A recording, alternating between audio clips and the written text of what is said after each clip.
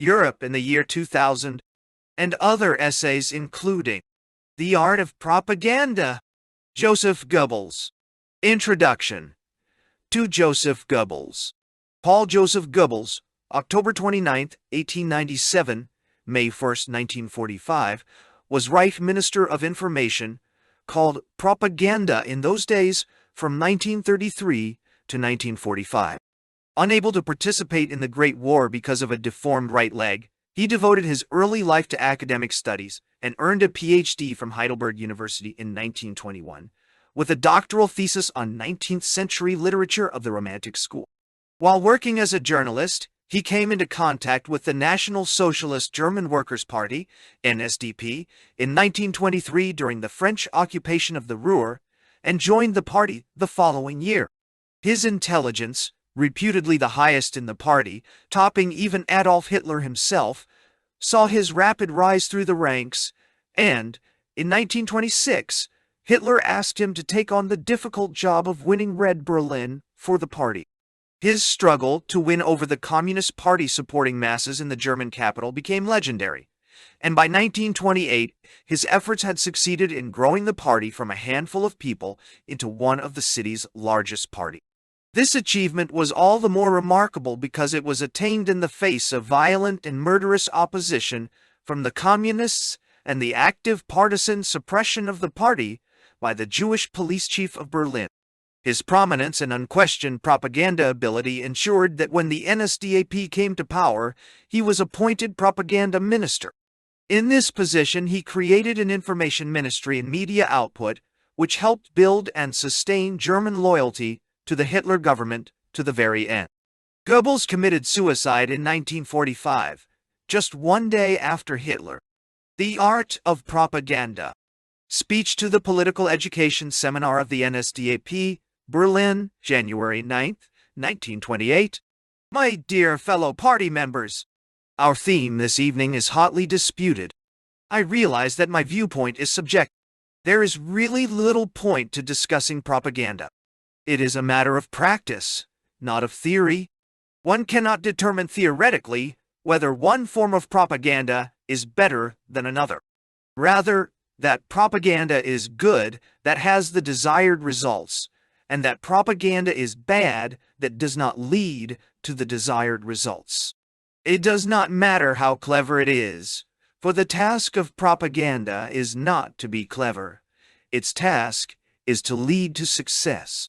I therefore avoid theoretical discussions about propaganda, for there is no point to it.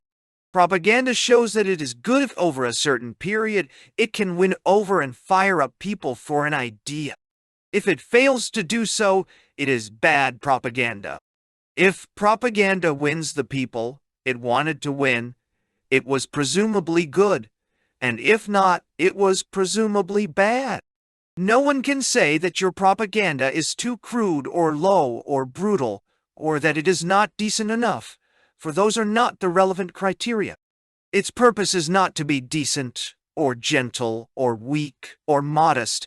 It is to be successful. That is why I have intentionally chosen to discuss propaganda along with a second theme, knowledge. Otherwise, our discussion this evening would be of little value. We have not gathered to discuss lovely theories, but rather to find ways of practically working together to deal with our everyday challenges.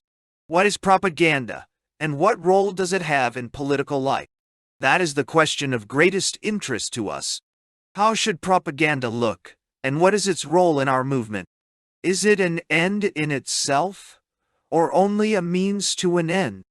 We must discuss that, but we can do that only when we begin with the origin of propaganda itself, namely the idea, then move to the target of propaganda, namely people. Ideas in themselves are timeless. They are not tied to individuals, much less to a people. They rest in a people, it is true, and affect their attitudes. Ideas, people say, are in the clouds. When someone comes along who can put in words what everyone feels in their hearts, each feels, yes, that is what I have always wanted and hoped for. That is what happens the first time one hears one of Hitler's major speeches. I have met people who had attended a Hitler meeting for the first time, And at the end they said, "This man put in words everything for which I have been searching for years." For the first time, someone gave form to what I want. Others are lost in confusion, but suddenly someone stands up and puts it in words. Goebbels' words become reality. Lost in silent misery, God gave someone to express my suffering. Some kind of idea is at the beginning of every political movement. It is not necessary to put this idea in a thick book, nor that it takes political form in 100-long paragraphs. History proves that the greatest world movements have always developed when their leaders knew how to unify their followers under a short, clear theme. That is clear from the French Revolution or Cromwell's movement or Buddhism, Islam or Christianity. Christ's goal was clear and simple: love your neighbor as yourself. He gathered his followers behind that straightforward statement. Because this teaching was simple, crisp, clear, and understandable, enabling the broad masses to stand behind it, in the end, conquered the world. One then builds a whole system of thought on such a brief, crisply formulated idea. The idea does not remain limited to this single statement. Rather, it is applied to every aspect of daily life and becomes the guide for all human activity. Politics, culture, the economy, every area of human behavior. It becomes a worldview. We see that in all great revolutionary movements, which begin with a clear, crisp, understandable, all-encompassing idea, they spread more and more and become a mirror of life that reflects all activities of the peoples, and indeed, in a particular way. Then one can say that a person has a worldview, not because he knows a lot or has read a lot, but because he sees all of life from a certain standpoint and measures everything by a certain standard. I am a Christian when I believe that the meaning of my life is the heavy responsibility to love my neighbor as myself. Kant once said, "Act as if the principle of your life could be the principle for your entire nation." I am a National Socialist not when I want this or that from politics, rather when I consider all aspects of daily life. I must act in all things by putting the good of the whole above my personal good, by putting the good of the state above my personal good. But then, I also have the guarantee that such a state will be able to protect my personal life. I am a National Socialist when I see everything in politics, culture, or the economy from this standpoint. I therefore do not evaluate the theater from the standpoint of whether it is elegant or amusing. Rather, I ask, is it good for my people? Is it useful for them? Does it strengthen the community? If so, the community in turn can benefit, support, and strengthen me. I do not see the economy as some sort of way of making money. Rather, I want an economy that will strengthen the people, make them healthy and powerful. Then, too, I can expect that this people will support and maintain me. If I see things in this way, I see the economy in National Socialist terms. If I develop this crisp, clear idea into a system of thought that includes all human drives, wishes, and actions, I have a worldview. As an idea develops into a worldview, the goal is the state. The knowledge does not remain the property of a certain group, but fights for power. It is not just the fantasy of a few people among the people. Rather, it becomes the idea of the rulers, the circles that have power. The view does not only preach, but it is carried out in practice. Then the idea becomes the worldview of the state.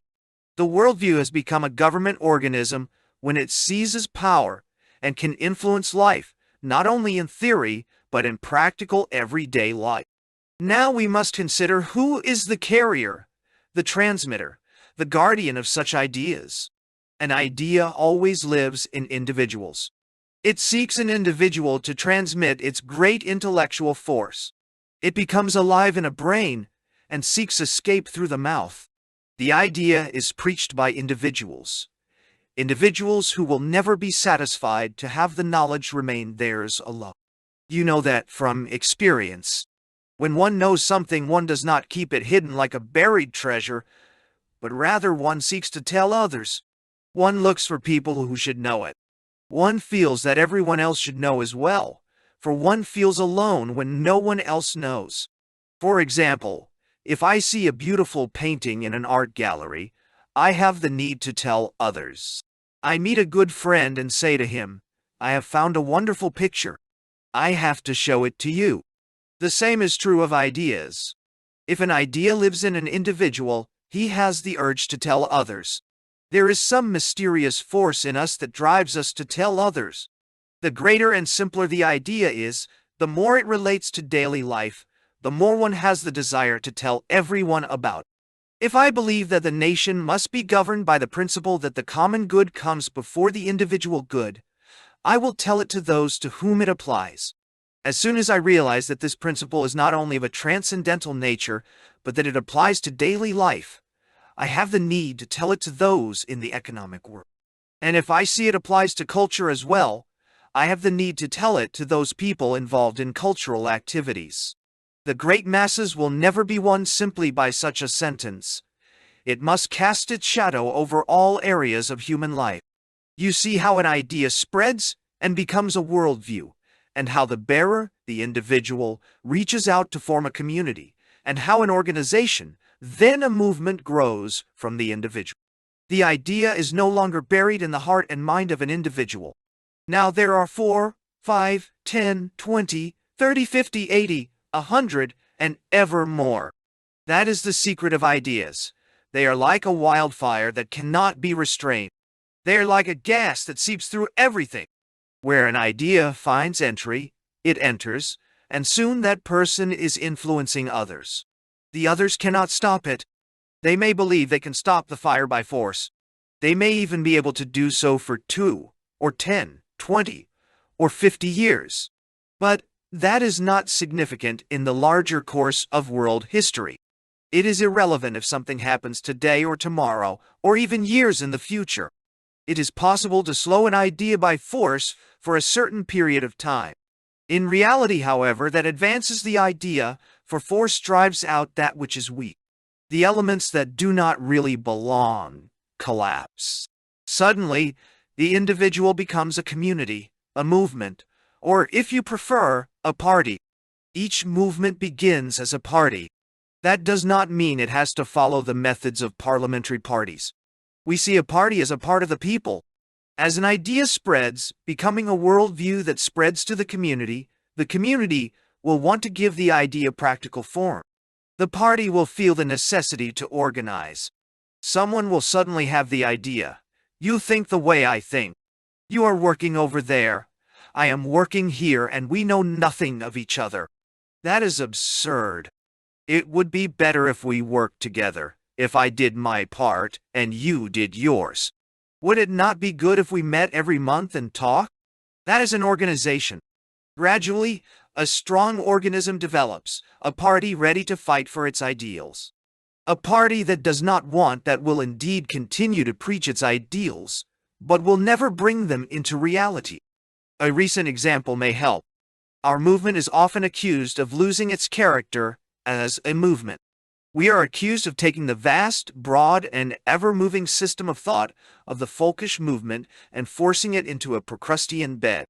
We supposedly had to chop off the legs of the movement that stuck out, eliminating important parts of the folkish idea.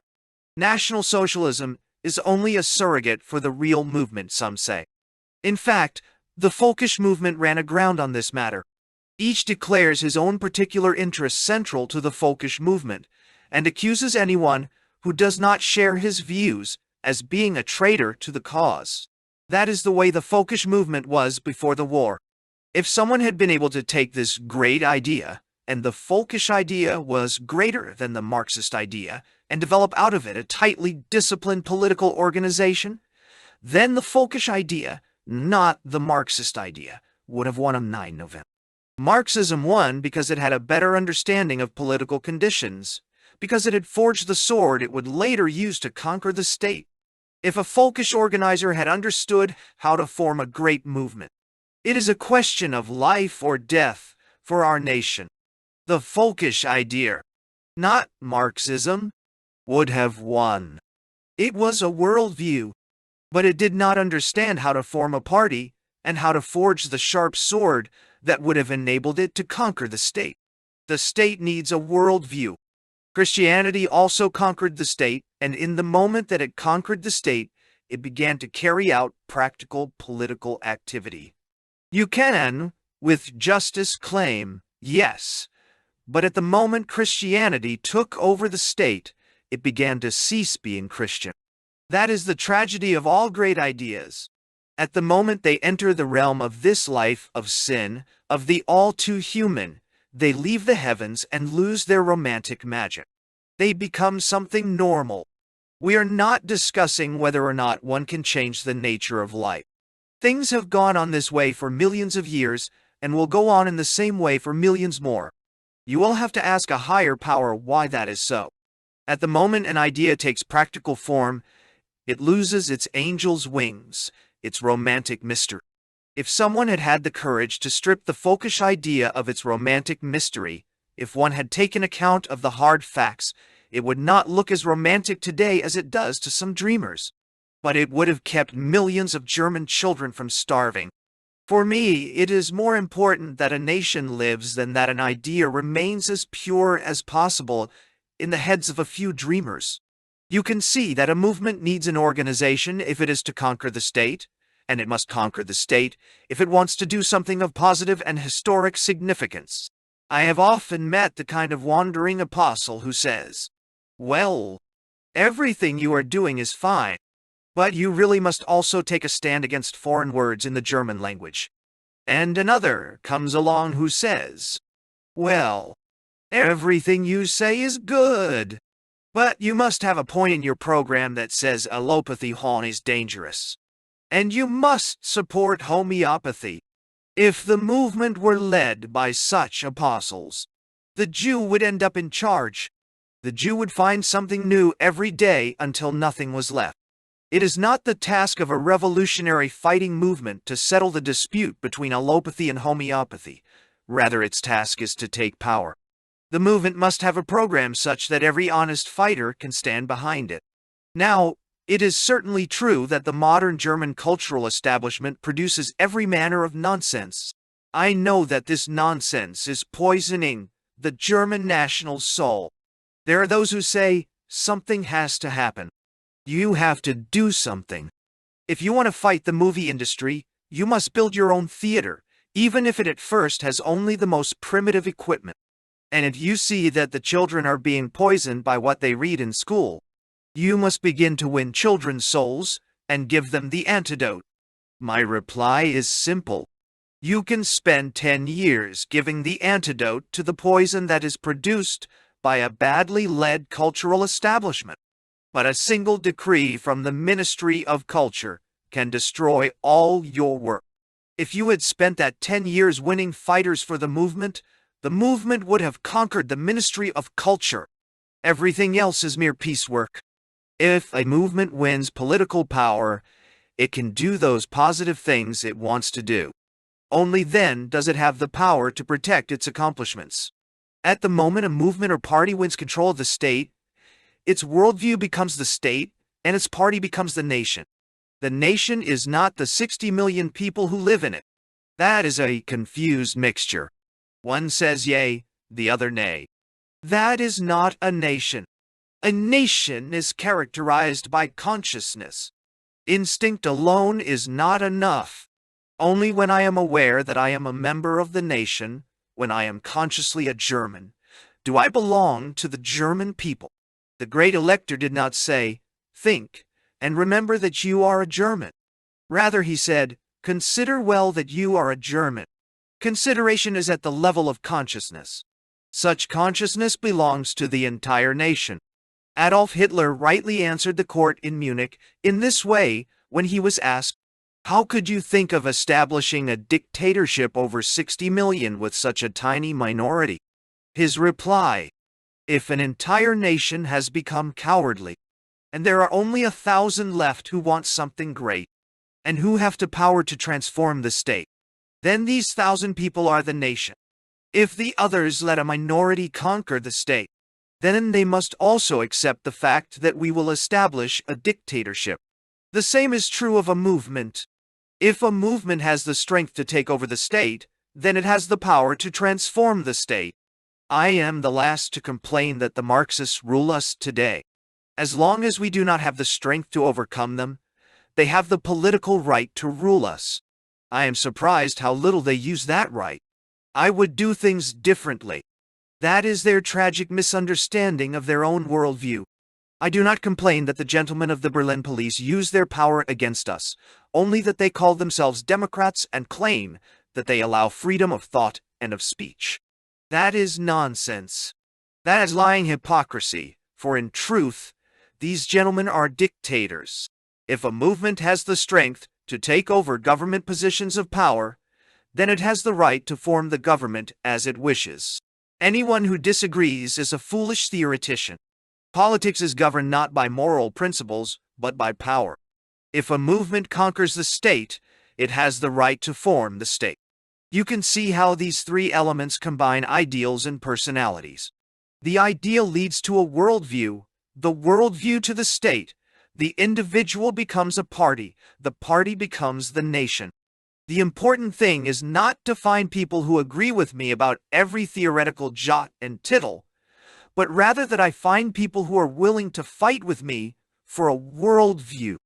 Winning people over to something that I have recognized as right, that is what we call propaganda. At first there is knowledge. It uses propaganda to find the manpower that will transform knowledge into politics. Propaganda stands between the idea and the worldview, between the worldview and the state, between the individual and the party, between the party and the nation. At the moment at which I recognize something as important and begin speaking about it in the streetcar, I begin making propaganda. At the same moment, I begin looking for other people to join me. Propaganda stands between the one and the many, between the idea and the worldview. Propaganda is nothing other than the forerunner to organization. Once it has done this, it is the forerunner to state control. It is always a means to an end. Although I must hold unshakably and unalterably to the idea, propaganda adjusts itself to the prevailing conditions. Propaganda is always flexible. It says different things here than it does there. It cannot be polished, laminated, and stuffed. Rather, it must occupy the space between the one and the many.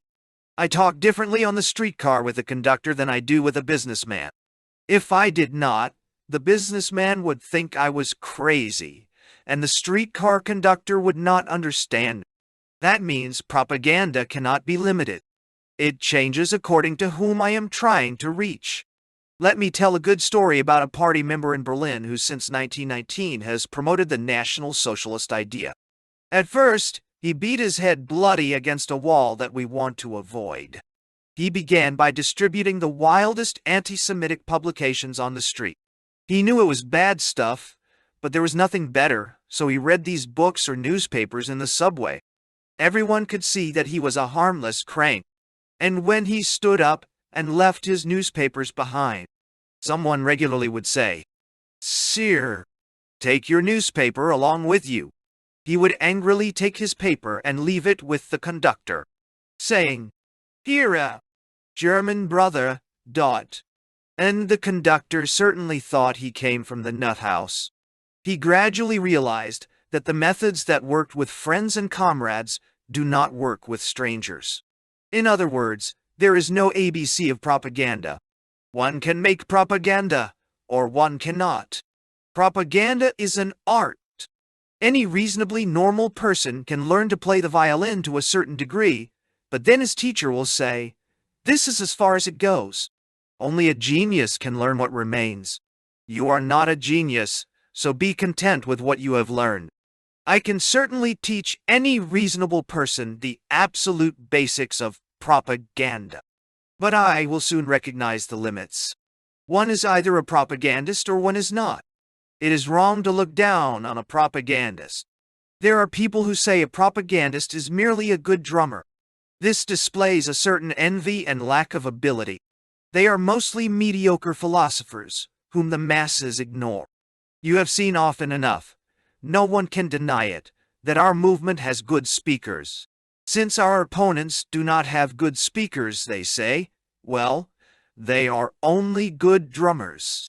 Hitler was called the drummer of national unity for 5 years.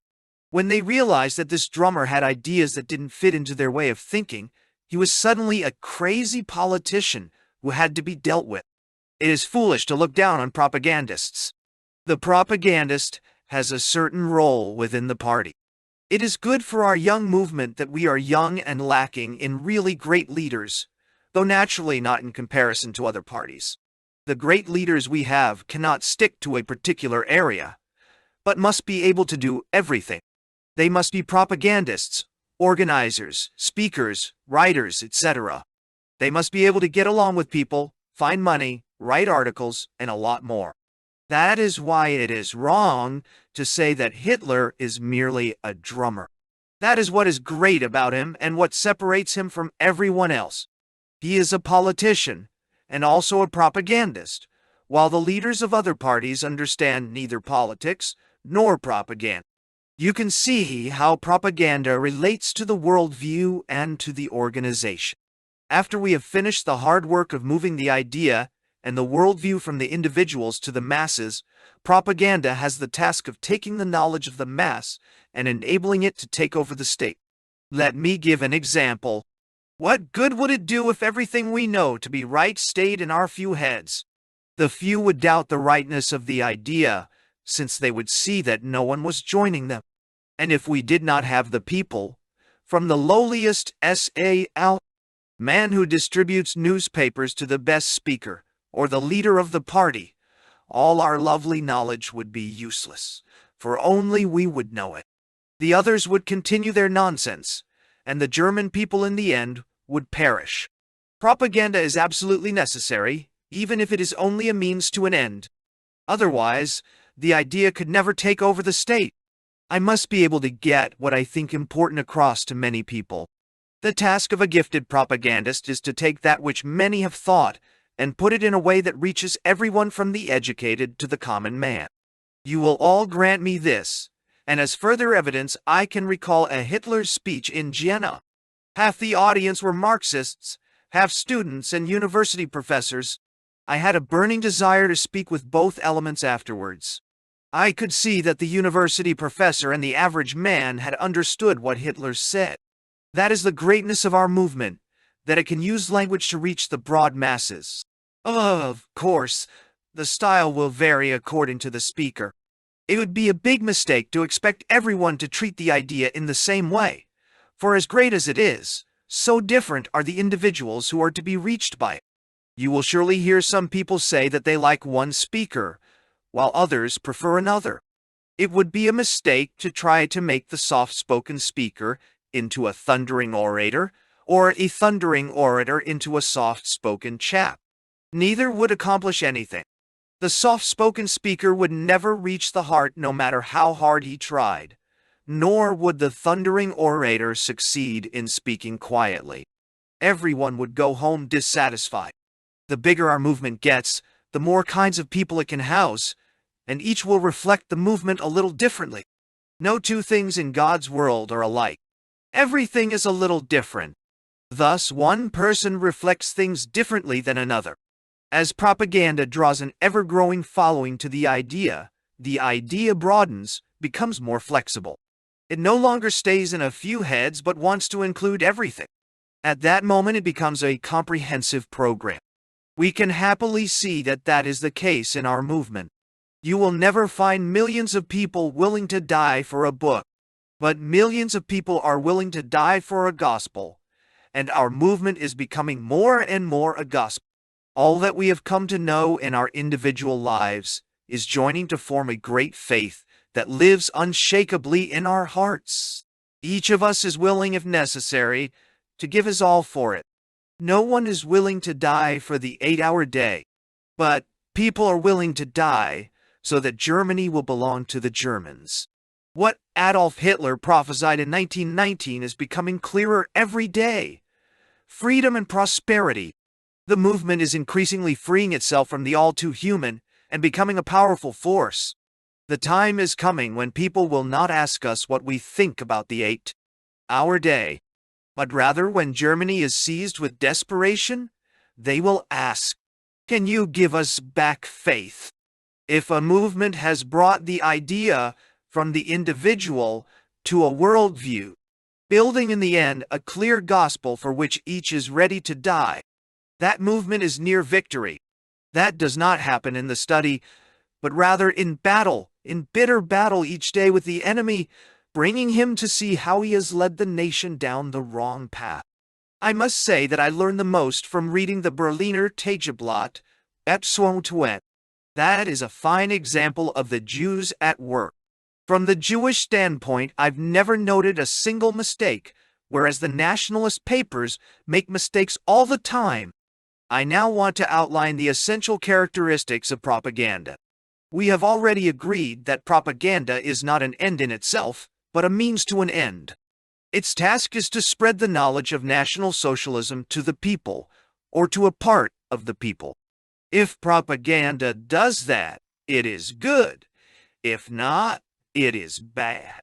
The German nationalists claimed that Hitler's propaganda before 9 November 1923 was too loud, too noisy, too popular. Hitler replied, "Munich must become National Socialist. If I achieve that, my propaganda will have been good. If I had wanted to make you happy, it would have been bad. But that was not my intention." You cannot evaluate propaganda in mid-course, but rather you have to wait until it reaches its maker's goal. You cannot say that our propaganda was wrong because the government banned it. That is false. Under Jewish police officials, our propaganda would be wrong if it were not banned, for that means it would be harmless. The fact that it is banned is the best evidence that we are dangerous. If the ban is lifted, do not come to me and say that the Jew has seen the error of his ways. It will be lifted when the Jew sees that it is not achieving his purpose. You can say what you want. The Jew will put away his dagger only when he sees that it is better not to use it against a propaganda method, or when he sees that the dagger has already done its duty. Success is the important thing. Propaganda is not a matter for average minds, but rather a matter for practitioners. It is not supposed to be lovely or theoretically correct. I do not care if I give wonderful, aesthetically elegant speeches or speak so that women cry. The point of a political speech is to persuade people of what we think right. I speak differently in the provinces than I do in Berlin, and when I speak in Bayreuth, I say different things than I say in the Ferris Hall.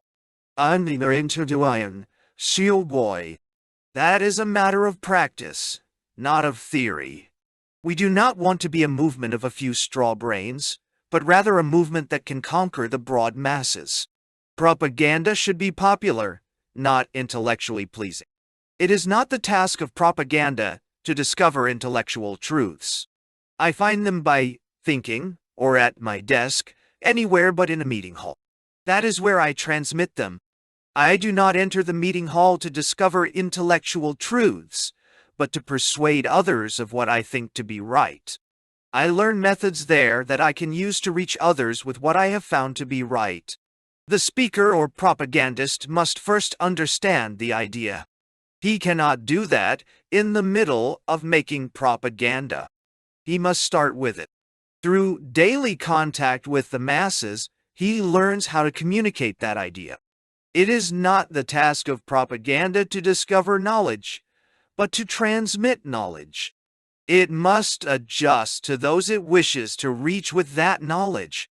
The propagandist speeches or posters that are aimed at farmers will be different than those aimed at employers. Those aimed at doctors will be different than those aimed at patients. He will adjust his propaganda to fit those he is speaking to. You can see that all the critical standards used by other parties to evaluate propaganda miss the point, and that most complaints about the NSDAP's propaganda result from a false understanding of propaganda. If someone tells me, "Your propaganda has no civilized standards," I know there is no point in even talking with him. It makes no difference if propaganda is at a high level. The question is whether it reached its goal. My first goal when I came to Berlin was to make the city aware of us. They could love us or hate us, as long as they knew who we were. We have reached that goal. We are hated and loved. When someone hears the term National Socialist, he does not ask, "What is that?"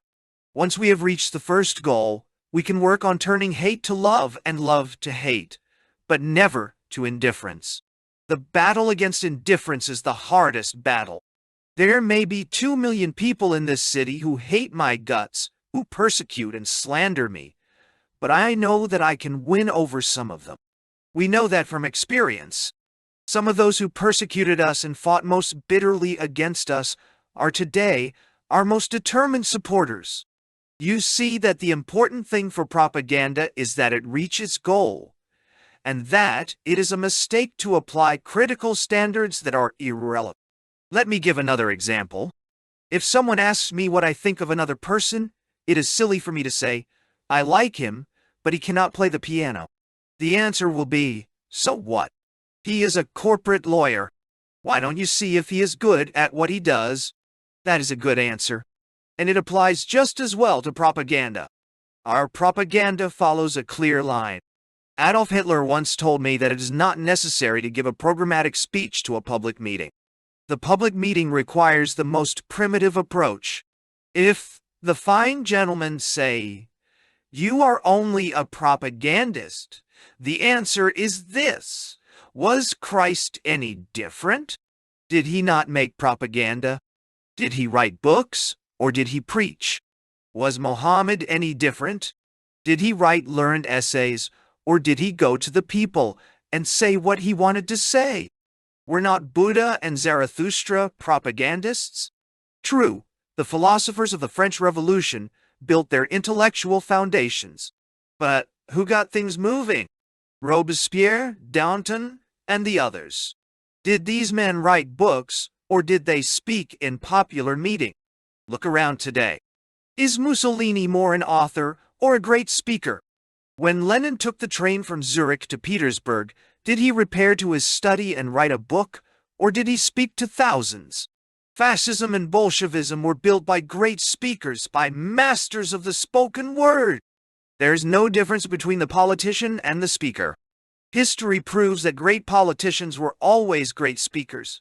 Napoleon, Caesar, Alexander, Mussolini, Lenin, name whomever you want. They were all great speakers and great organizers. If a person combines rhetorical talent, organizational ability, and philosophical ability, if he has the ability to transmit knowledge and to gather people under his banner, then he is a brilliant statesman. If someone tells me today, "You are a demagogue," I answer him in this way. Demagogy in the good sense is simply the ability to get the masses to understand what I want them to understand. Of course, I can adjust to the feelings of the broad masses, which is demagogy in the bad sense. Then I change not only the form of what I want to say, but also the content. You cannot tell me that things have changed. Formerly, speakers built movements. Today, we live in the age of the press, and it is the writers who are influential. This theory is obviously false. Of course the press is important, but if you examine well-written editorials, they turn out to be speeches in disguise. The Marxists did not win through their editorials, but rather because each Marxist editorial was a little propaganda speech. They were written by agitators. They sat in their offices or in smoke-filled bars, writing not elegant, intellectual, and polished essays, but rather brutal, direct words that the average man understood. That is why the masses devoured the red press. We must learn from their example. Marxism did not win because it had great profits. They had none. Marxism won because its nonsense was promoted by agitators of the ability of August Bebel and Lenin. They led Marxism to victory. If the folkish movement had had such agitators at its disposal, its stronger intellectual foundations would surely have led it to victory. Some critics complain. All you do is criticize. You only complain. You can't do things any better yourselves. Others say that the Angriphori is entirely negative. Say something positive for a change. Well, I am not in a position to say anything positive about Isidor Weiss. I can only be negative. And there is nothing positive I can say about the Republic. There is nothing positive about it. I can say something positive only when I eliminate the negative. The most brilliant statesman on earth could do nothing with this Republic.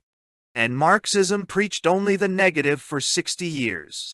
The result was that it took over the state on 9 November 1918. Hitler once said, "Keep those know-it-alls who always want to do something positive away from me. We can do something positive only when we have first gotten rid of the negative." A leader does not emerge from a conference table. He develops from the masses, and the more a true leader rises from the masses, the more he draws the masses to him. The mass is the weak, cowardly, lazy majority of people. One can never entirely win the broad mass. The best elements from the mass must be put in a form where they can be victorious. That is the task of a brilliant mind. We thank fate that it has given us one of these minds, a mind superior to all others, whom we willingly serve. That is the proof that we will win. If others find their wisdom in majority rule, but a movement is led by one person, that movement will win. When it wins is irrelevant. It will win because that is the way things are. Look around as much as you want. You will everywhere see our movement's intellectual foundations. The task of the leaders and followers is to drive this knowledge ever deeper into the hearts of our shattered nation. Each must make that clear. Each must think things through. Everything we do must be clear. We will never give up. If everything is clear, one does not have to be an outstanding speaker. If he can say it all in a few words, he is a propagandist. If we have an army of such propagandists, from the littlest to the Führer himself, and if each spreads our crystal clear knowledge to the masses, the day will come which our worldview takes over the state, when our organization seizes the reins of power, when we are no longer members of a slave colony, but rather citizens of a political state that we ourselves have formed. That is our task on this planet, to create the foundation on which our people can live. When we do that, this nation will create works of culture that will endure for eons in world history. The racial question and world propaganda. Speech, Nuremberg Party Day Rally, 1933. The National Socialist Revolution is a typical German product. Its scale and historical significance can only be compared with other great events in human history. It would be false and misleading to compare this revolution to other transformations in recent European history. True, it shares their impulses, their energy, and perhaps even their methods, with some exceptions. But its foundations, causes, and therefore results are entirely different. It could not happen without the war and the November Revolt, at least in its speed and power. The Versailles Treaty of Non-Peace stood in its way.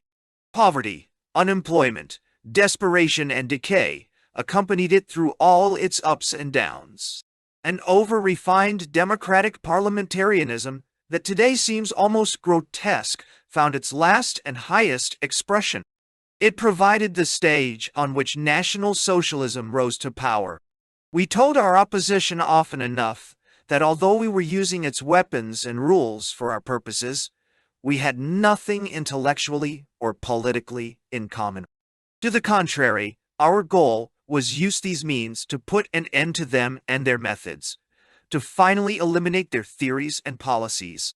Both in theory and practice, National Socialism opposes liberalism.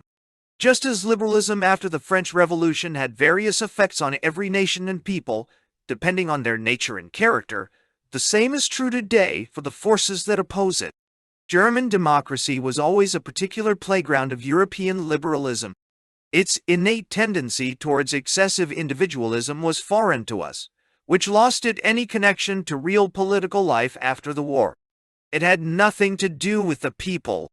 It represented not the totality of the nation, but turned into a perpetual war between interests that gradually destroyed the national and social foundations of our people's existence. National Socialism was able to overcome this condition of continual spiritual and political crises only because the German people themselves regained their composure and found a political idea and organization that corresponded to the character of the German nation. National Socialism is a completely German phenomenon. It can only be understood in the framework of German conditions and forces. Like Mussolini once said about fascism, it is not for export.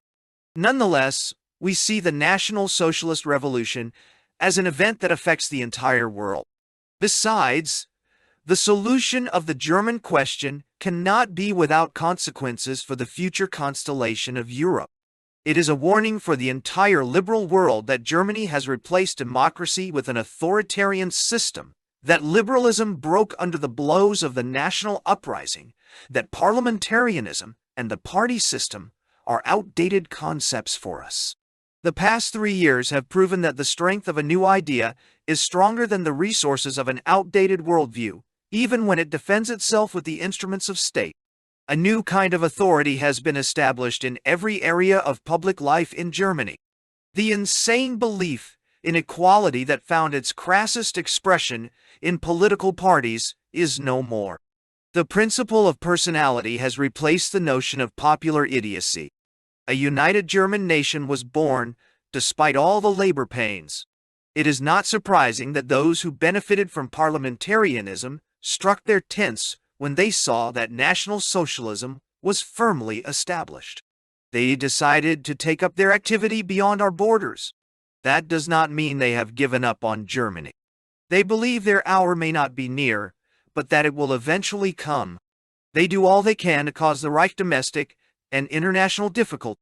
These pacifists from head to toe do not even hesitate to urge bloody war against Germany in the foreign papers that are not yet wise enough to refuse them space.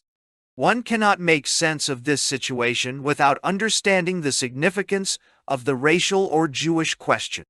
The National Socialist government also cannot ignore it. Our laws suffer hard and often unjustified criticism abroad, above all from international Jewry itself. But one should not forget that dealing with the Jewish question through legal means was the best approach. Or should the government have followed the principles of democracy and majority rule and let the people themselves solve the problem? History has never had a revolution less bloody, more disciplined, and more orderly than ours. In attempting to deal with the Jewish question and to approach the matter legally for the first time in Europe's history, we are only following the spirit of the age. Defending against the Jewish danger is only part of our plan. When it becomes the only issue when National Socialism is discussed, that is Jewry's fault, not ours. It has attempted to mobilize the world against us in the secret hope of winning back the territory it has lost. This hope is not only in vain, it also carries with it a series of dangers and difficulties for Jewry itself. It cannot prevent arguments throughout the world, not only against our policies, but also for them. The discussion has taken on an extent that both in the immediate and distant future could have extraordinarily unpleasant consequences for the Jewish race. Richard Wagner once called the Jews the plastic demon of decomposition, and Theodor Mommsen Tykes meant the same when he saw them as the ferment of decomposition. In contrast, the Aryan sees himself as a creative creature. There may be a certain tragedy inherent in the nature of the Jews, but is it our fault that this race works destructively among the peoples and is a constant danger to their domestic and international security? The fundamental differences between the two races were responsible for the repeated explosions during the November years. As long as the Jews remain anonymous, they are secure. The moment they lose their anonymity, the racial problem became acute and required a suitable solution. We certainly do not hold the Jews solely to blame for the German spiritual and economic catastrophe. We all know the other causes that led to the decline of our people. However, we have the courage to recognize their role in the process and to name them by name. It was difficult for a time to persuade the people of this, for public opinion was entirely in Jewish hands. On a Berlin stage run by the Jews, a steel helmet bearing the words, "Away with the filth," was swept into the dust heap. The Jew Goebbels said, "The dead of the bestial war had fallen on the field of dishonor." How? The Division Jew. Lessing 9. Compared Hindenburg with 1. The mass murderer. Harmon. I. Tenon. The Jew. Color 11. Paul said heroism was the most stupid ideal. Nere guy. The Jew. Arnold Zweig 12 spoke of the German people as I hordy that needed to be unmasked as the animalistic power of the eternal Boche, and as a nation of newspaper readers, a herd of voters, businessmen, murderers, marchers, operetta lovers, and bureaucratic cadavers. Is it surprising that the German Revolution also broke this unbearable yoke?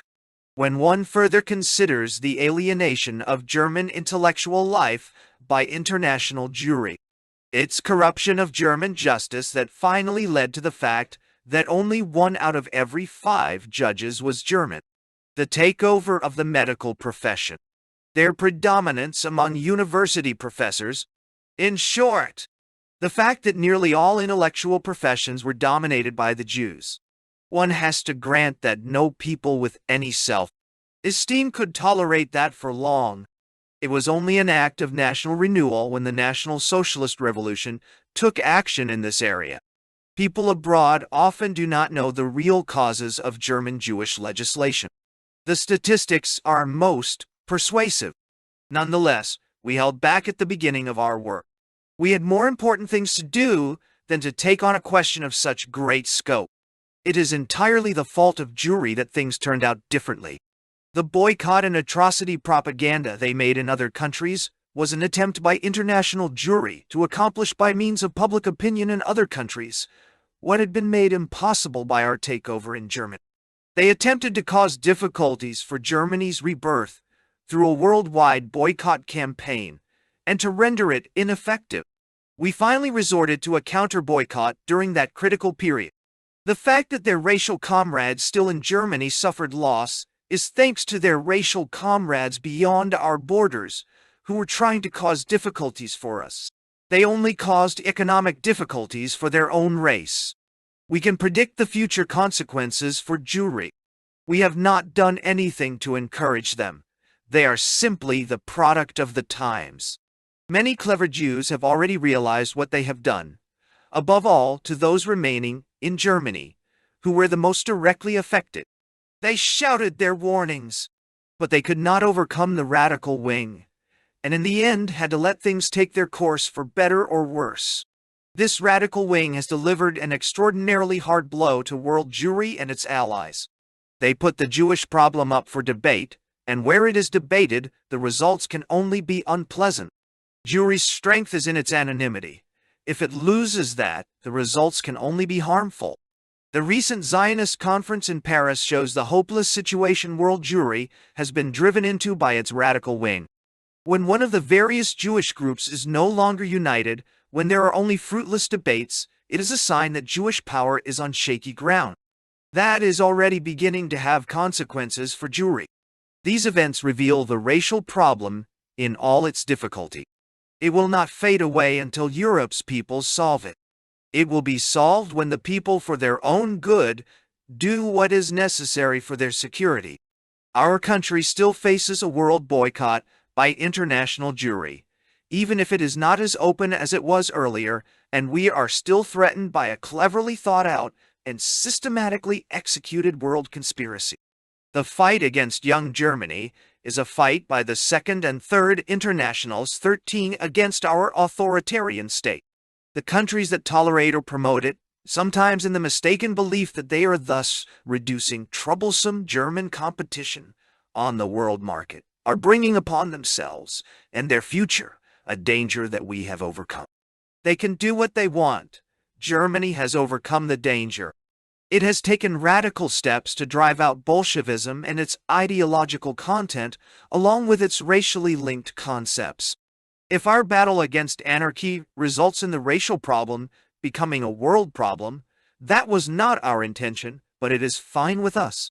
The conspiracy being forged against Germany will not lead to our destruction, but it will inevitably open the eyes of all the peoples of the world. Let me, in closing, say a few words about the measures we are taking against the world propaganda directed against us. It is clear that such a major campaign against Germany's peace and security cannot go unanswered. World propaganda against us will be answered with world propaganda for us. We know what propaganda is, its power, and its ways and means. We did not learn it in school, but became its masters while doing practical work. Our untiring educational campaign succeeded in uniting Catholics and Protestants, farmers, the middle class and workers, Bavarians and Prussians, into a unified German people. We joined the power of persuasion with the power of the idea. We depended only on ourselves, conquering the state with the power of faith and the power of the word. Who cannot believe that we will succeed in persuading the world of the integrity of our actions? A calm presentation of our case may not win love, but it will at least win growing respect. The truth is always stronger than the lie. The truth about Germany will get through to the other nations. Also, in respect to the racial question, we have done what is necessary, and therefore fulfilled our duty. We do not need to fear the world's judgment. The world is cordially invited to send its journalists and representatives to Germany so that they can see for themselves the courage and determination of the government and people to remove the last remnants of the war and the November Revolt, and to introduce a balance of power that will guarantee Germany a secure existence, honor, and its daily bread. No one who sees this nation at work can have doubts about its future. The more foreigners visit us, the more friends young Germany will win. Our foreign situation today is identical to our domestic situation when we began. Those who attended our meetings then were struck by the crass contrast between what the enemy newspapers wrote about us and what we actually are. Visitors to Germany today have the same experience. Their experiences will be the beginning of respect. Any fair, thinking, and objective person, wherever he may come from, will find a people and a government trying to overcome the difficulties of the post-war period by its own strength, and who are attacking the problems they face with hard, manly pride. We need to show the world what we once showed the other parties. We never lose our nerve. Modesty, clarity, firmness, and decency are the virtues that our kind of German thinking wants to see in the world. There is nothing that is impossible. That which seems impossible can be made possible by the power of the Spirit. Germany will not founder on the racial question. To the contrary, the future of our people depends on solving it. As in so many other areas, here we also shall be pathfinders for the world. Our revolution is of enormous significance. We wanted to find the key to world history in the solution of the racial question. The Battle in the Ferris Hall. Extract from the book Kampf um Berlin, 1934. This book was Goebbels' record of the struggle by the NSDAP to win over the population of Berlin from the Red. It describes the fight which occurred in the Ferris Hall, the traditional meeting place of the Communist Party of Germany, KPD, on February 11, 1927. It was a provocation the likes of which Berlin had never seen. Marxism thinks it presumptuous if a person with nationalistic sentiments expresses them in a working-class district. And in wedding? Red wedding belongs to the proletariat. It had been that way for decades, and no one had the courage to object and prove that was not the case. And the Ferris Hall? That was the uncontested domain of the KPD. They held their party congresses there. Almost every week they gathered their most loyal and active members there. Here one had heard only talk of world revolution and international class solidarity. Here, of all places, the NSDAP scheduled its next meeting. It was an open declaration of war. We meant it that way, and the opponent understood it that way. Our party members were jubilant. Everything was now at stake. The future of the Berlin movement would be risked boldly and bravely. It was win or lose. The decisive day of 11 February neared. The communist press outdid itself with bloodthirsty threats. We would face a tough reception. We would not want to come back. At the labor and relief offices, people openly said that we would be beaten to a bloody pulp. We had no idea of the danger that threatened us then. I myself did not yet know Marxism well enough to foresee the possible consequences. I shrugged my shoulders as I read the dark prose of the Red Press and awaited expectantly the decisive evening. Around 8 p.m., we drove in an old rusty car from the city center to Wedding. A cold gray mist hung under a starless sky. Our hearts were bursting with impatience and expectation. As we drove down Mullerstrasse, it was already clear that the evening did not bode well. Groups of dark figures stood on every street corner. They apparently planned to teach our party members a bloody lesson before they even got to the meeting. Dark masses of people stood outside the Ferris Hall, expressing their rage and hate with loud and impudent threats.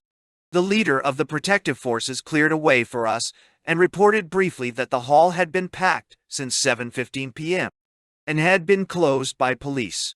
About 2/3 of the audience were Red Front fighters. That was what we wanted. There would be a decision. We were ready to give it all we had. Entering the hall, we encountered a warm, stifling aroma of beer and tobacco. The hall was hot. A lively roar of voices filled the hall. People were packed in tightly. We reached the podium only with difficulty. No sooner was I recognized than hundreds of voices filled with rage and revenge thundered in my ears. "Bloodhound! Murder of workers!" Those were the mildest words they shouted. But a welcoming group of some party members, an SA men answered with passion. Excited battle cries sounded from the platform. I saw immediately that we were a minority, but a minority determined to fight, and therefore win. It was still our custom then for an SA leader to chair all of the party's public meetings. Here too, tall as a tree, he stood up front and asked for silence with his upraised arm. That was easier said than done. Mocking laughter was the answer. Insults flew toward the platform from every corner of the room. People growled and screamed and raged. There were world revolutionaries scattered about who apparently had gained the courage they needed by drinking. It was impossible to quiet the hall. The class-conscious proletariat had not come to discuss, but to fight, to break things up, to put an end to the fascist specter with calloused workers' fists. We were not uncertain, even for a moment. We also knew that if the enemy did not succeed this time in what he had threatened, the future success of the movement in Berlin was assured. 15 or 20 SA and SS men stood before the platform in uniforms and armbands, an impudent and direct provocation to the Red Front fighters. Behind me was a select group of reliable people, ready at any moment to risk their lives to defend me from the onrushing red mob with brutal force. The communists made an obvious mistake in their tactics. They had scattered small groups throughout the hall, but clumped most of the rest in the right rear of the hall. I recognized immediately that there was the center of unrest, and if anything was to be done, we first had to deal ruthlessly with it. Whenever the chair tried to open the meeting, a dark chap stood up on a stool and shouted, "Point of order!" Hundreds of others yelled the same after him. If one takes from the mass their leader, or also their seducer, they are leaderless and easily controlled. Our tactic, therefore, was to silence this cowardly troublemaker at any cost. He felt secure back there, surrounded by his comrades. We tried to do this peacefully a few times. The chair shouted over the uproar, "There will be discussion afterward." But we determined the rules of order.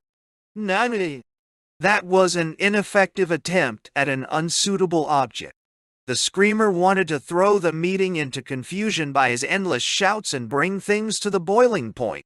Then, a general melee would result. As our efforts to bring the meeting to order peacefully proved unsuccessful, I took the head of the defensive forces to the side, and immediately after groups of his men slipped through the thundering communist masses. Before the astonished and surprised Red Front troops realized what was happening, our comrades had hauled the troublemaker down from his stool and brought him through the raging crowd to the podium. That was unexpected, but what followed was no surprise. A beer glass flew through the air and crashed to the floor. That was the signal for the first major meeting hall battle. Chairs were broken and legs ripped from tables. Glasses and bottles suddenly appeared and all hell broke loose. The battle raged for 10 minutes. Glasses, bottles, table, and chair legs flew randomly through the air. A deafening roar rose. The red beast was set free and wanted its victims. At first it looked as if we were lost. The communist attack was sudden and explosive, completely unexpected. But soon the SS men distributed throughout the hall, and in front of the platform recovered from their surprise and counterattacked with bold courage. It quickly became clear that although the Communist Party had masses behind it, these masses became cowards when faced with a firmly disciplined and determined opponent. They ran. In short order, the red mob that had come to break up our meeting had been driven from the hall. The order that could not be secured by goodwill was gained by brute force. Usually one is not aware of the stages of a meeting hall battle. Only later does one recall them. I still remember a scene that I will never forget. On the podium stood a young SAU man whom I did not know. He was hurling his missiles into the oncoming red mob. Suddenly a beer glass thrown from the distance hit him on the head. A wide stream of blood ran down his face. He sank with a cry. After a few seconds he stood up again, grabbed water bottle from the table, and threw it into the hall, where it clattered against the head of an opponent. The face of this young man is engraved in my memory. This lightning-fast moment is unforgettable. This gravely wounded SA man would soon, and indeed for all times, become my most reliable and loyal comrade. Only after the red mob had been driven howling, growling and cursing from the field, could one tell how serious and costly the battle had been. 10 lay in their blood on the platform, most with head injuries, 2 with severe concussions. The table and stairs to the platform were covered in blood. The whole hall resembled a field of ruins.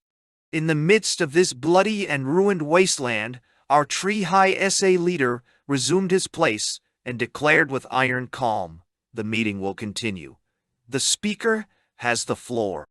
Never before or since have I spoken under such dramatic conditions. Behind me, groaning in pain and bleeding, were seriously injured SA comrades. Around me were broken chair legs, shattered beer glasses and blood. The whole meeting was icily silent. We lacked then a medical corps. Since we were in a proletarian district, we had to have our seriously wounded carried out by so-called worker volunteers. There were scenes outdoors of unimaginable inhumanity. The bestial people who were supposedly fighting for universal brotherhood insulted our poor and defenseless, injured with faces like, "Isn't that pig dead yet?" Under such conditions, it was impossible to give a coherent speech. Scarcely had I begun to speak when another group of volunteers entered the hall to carry off a seriously wounded SA man on a stretcher. One of them, encountering the brutal apostles of humanity outside the door and their unflattering and crude language, shouted for me in desperation. His voice could be heard loudly and unmistakably on the platform. I interrupted my speech and went through the hall, where there were still scattered communist commando groups. Still surprised by what had happened, they stood quietly and shyly to the side. I bade farewell to the seriously wounded SA comrades, Dory Detchen. At the end of my speech, I spoke for the first time of the unknown SA man. An amusing and satisfying episode of this bloody battle should also be mentioned. When the discussion period was announced, A pathetic chap who claimed to be a member of the Young German Order stood up. He gave an emotional appeal for brotherhood and peace between the classes, and complained passionately about the useless immorality of all this bloodshed, and announced that only in unity was their strength. As he then bowed to the meeting and prepared to launch into a patriotic poem to conclude his noble nonsense, the crowd laughed loudly when an honest essay man made the appropriate interruption. "Shut up, you little birthday orator." That amusing intermezzo brought the Battle of the Ferris Hall to an end. The police had cleared the street outside. The SA won, and SS left without any difficulty. A decisive day in the history of the National Socialist movement in Berlin was behind us. Mimicry. Lead article from Das Reich magazine, July 20th, 1941. The Jews are masters at fitting into their surroundings without in any way changing their nature. They are mimics. They have natural instinct that senses danger, and their drive for self-preservation usually gives them the proper ways and means to escape danger at no risk to their lives or any need for courage. It is difficult to detect their sly and slippery ways. One has to be an experienced student of the Jews to recognize what is happening. Their response when they have been uncovered is simple and primitive. It displays a perfidious shamelessness that is successful because one usually does not think it possible to be so shameless. Schopenhauer once said that the Jew is the master of the lie. He is such an expert on twisting the truth that he can tell his innocent opponent the exact opposite of the truth, even on the plainest matter in the world.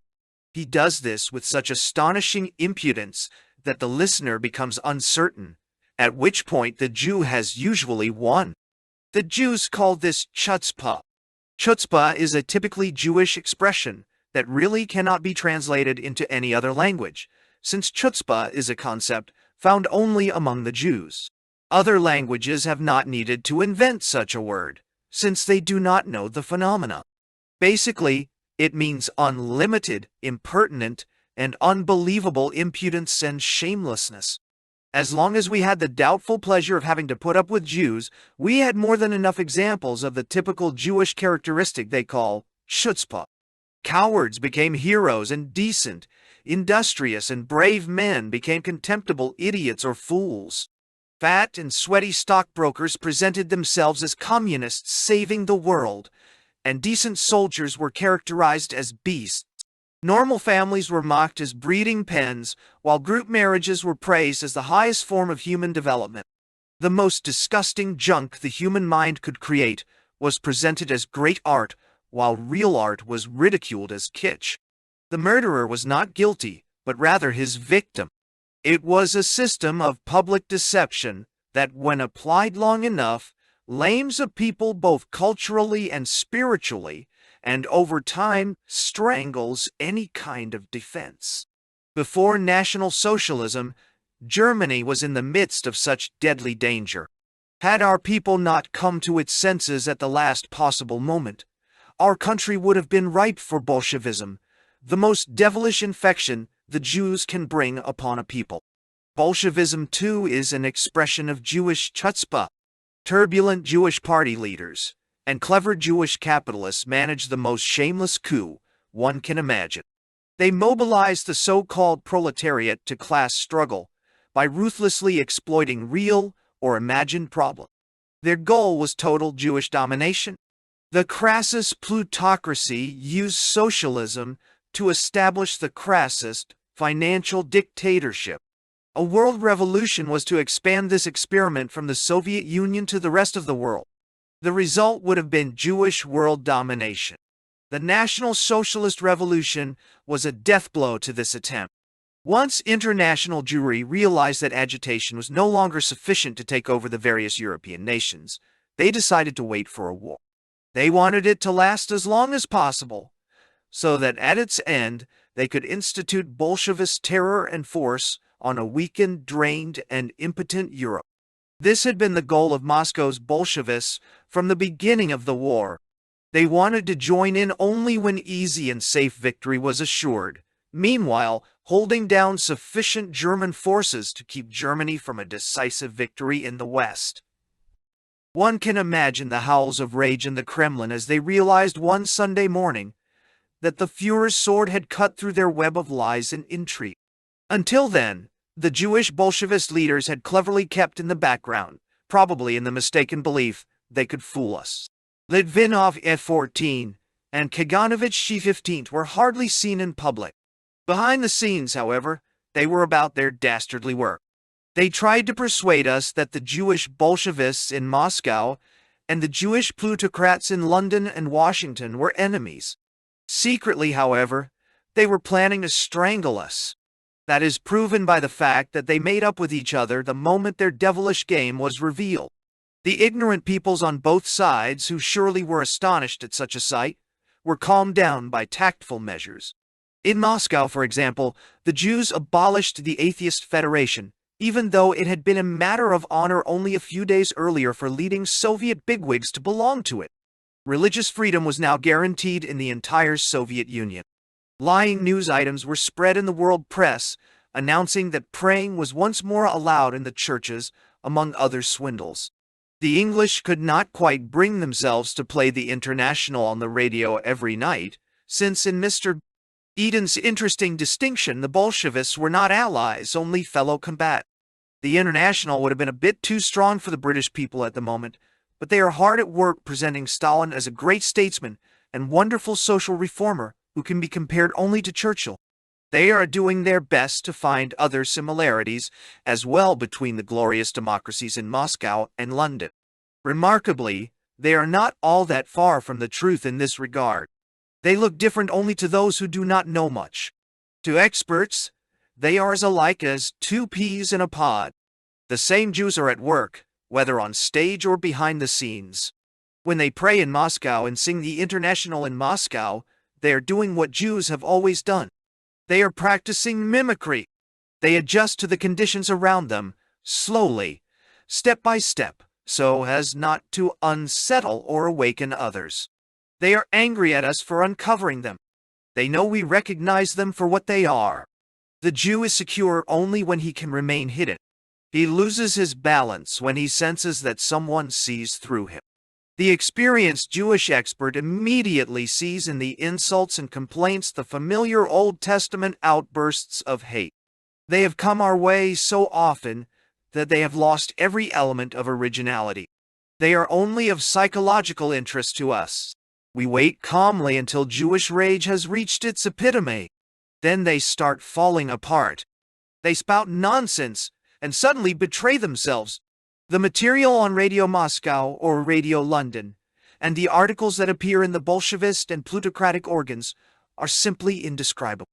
London always gives priority to Moscow, which allows it to preserve good manners and blend into the landscape. Moscow's Jews invent lies and atrocities. The London Jews cite them and blend them into stories suitable for the innocent bourgeois. They do it only from professional obligation, naturally. The dreadful crimes in Lemberg 16 that horrified the entire world were, of course, not committed by the Bolshevists, but rather were an invention of the propaganda ministry. It is quite irrelevant that German newsreels made the proof available to the entire world. Obviously, we suppress the arts and sciences, whereas Bolshevism is a true center of culture, civilization, and humanity. We personally were pleased at a recent statement by Radio Moscow. It was so absurd and despicable that it was almost flattering. We assume the Jewish speaker recalls the good old days in Berlin. Unless they have a very short memory, they must recall that all their insults will only lead to a thrashing at the end. Every evening they announce that they want punch our nose, us and all the other Nazi pigs. Sure, you want to, but doing it is something rather different, gentlemen. The whole affair has a certain tragicomic tone. The Jews talk as if they were really strong, but soon they have to move their tents and run like rabbits from the approaching German soldiers. Quai mangst du Juif von mir? 17. One could almost say that anyone with the Jews on his side has already lost. They are the best pillar of the coming defeat. They carry the seed of destruction. They hoped this war would bring the last desperate blow against National Socialist Germany and an awakening Europe. They will collapse. Already today, we begin to hear the cries of the desperate and seduced peoples throughout the world. The Jews are guilty! The Jews are guilty! The court that will pronounce judgment on them will be fearful. We do not need to do anything ourselves.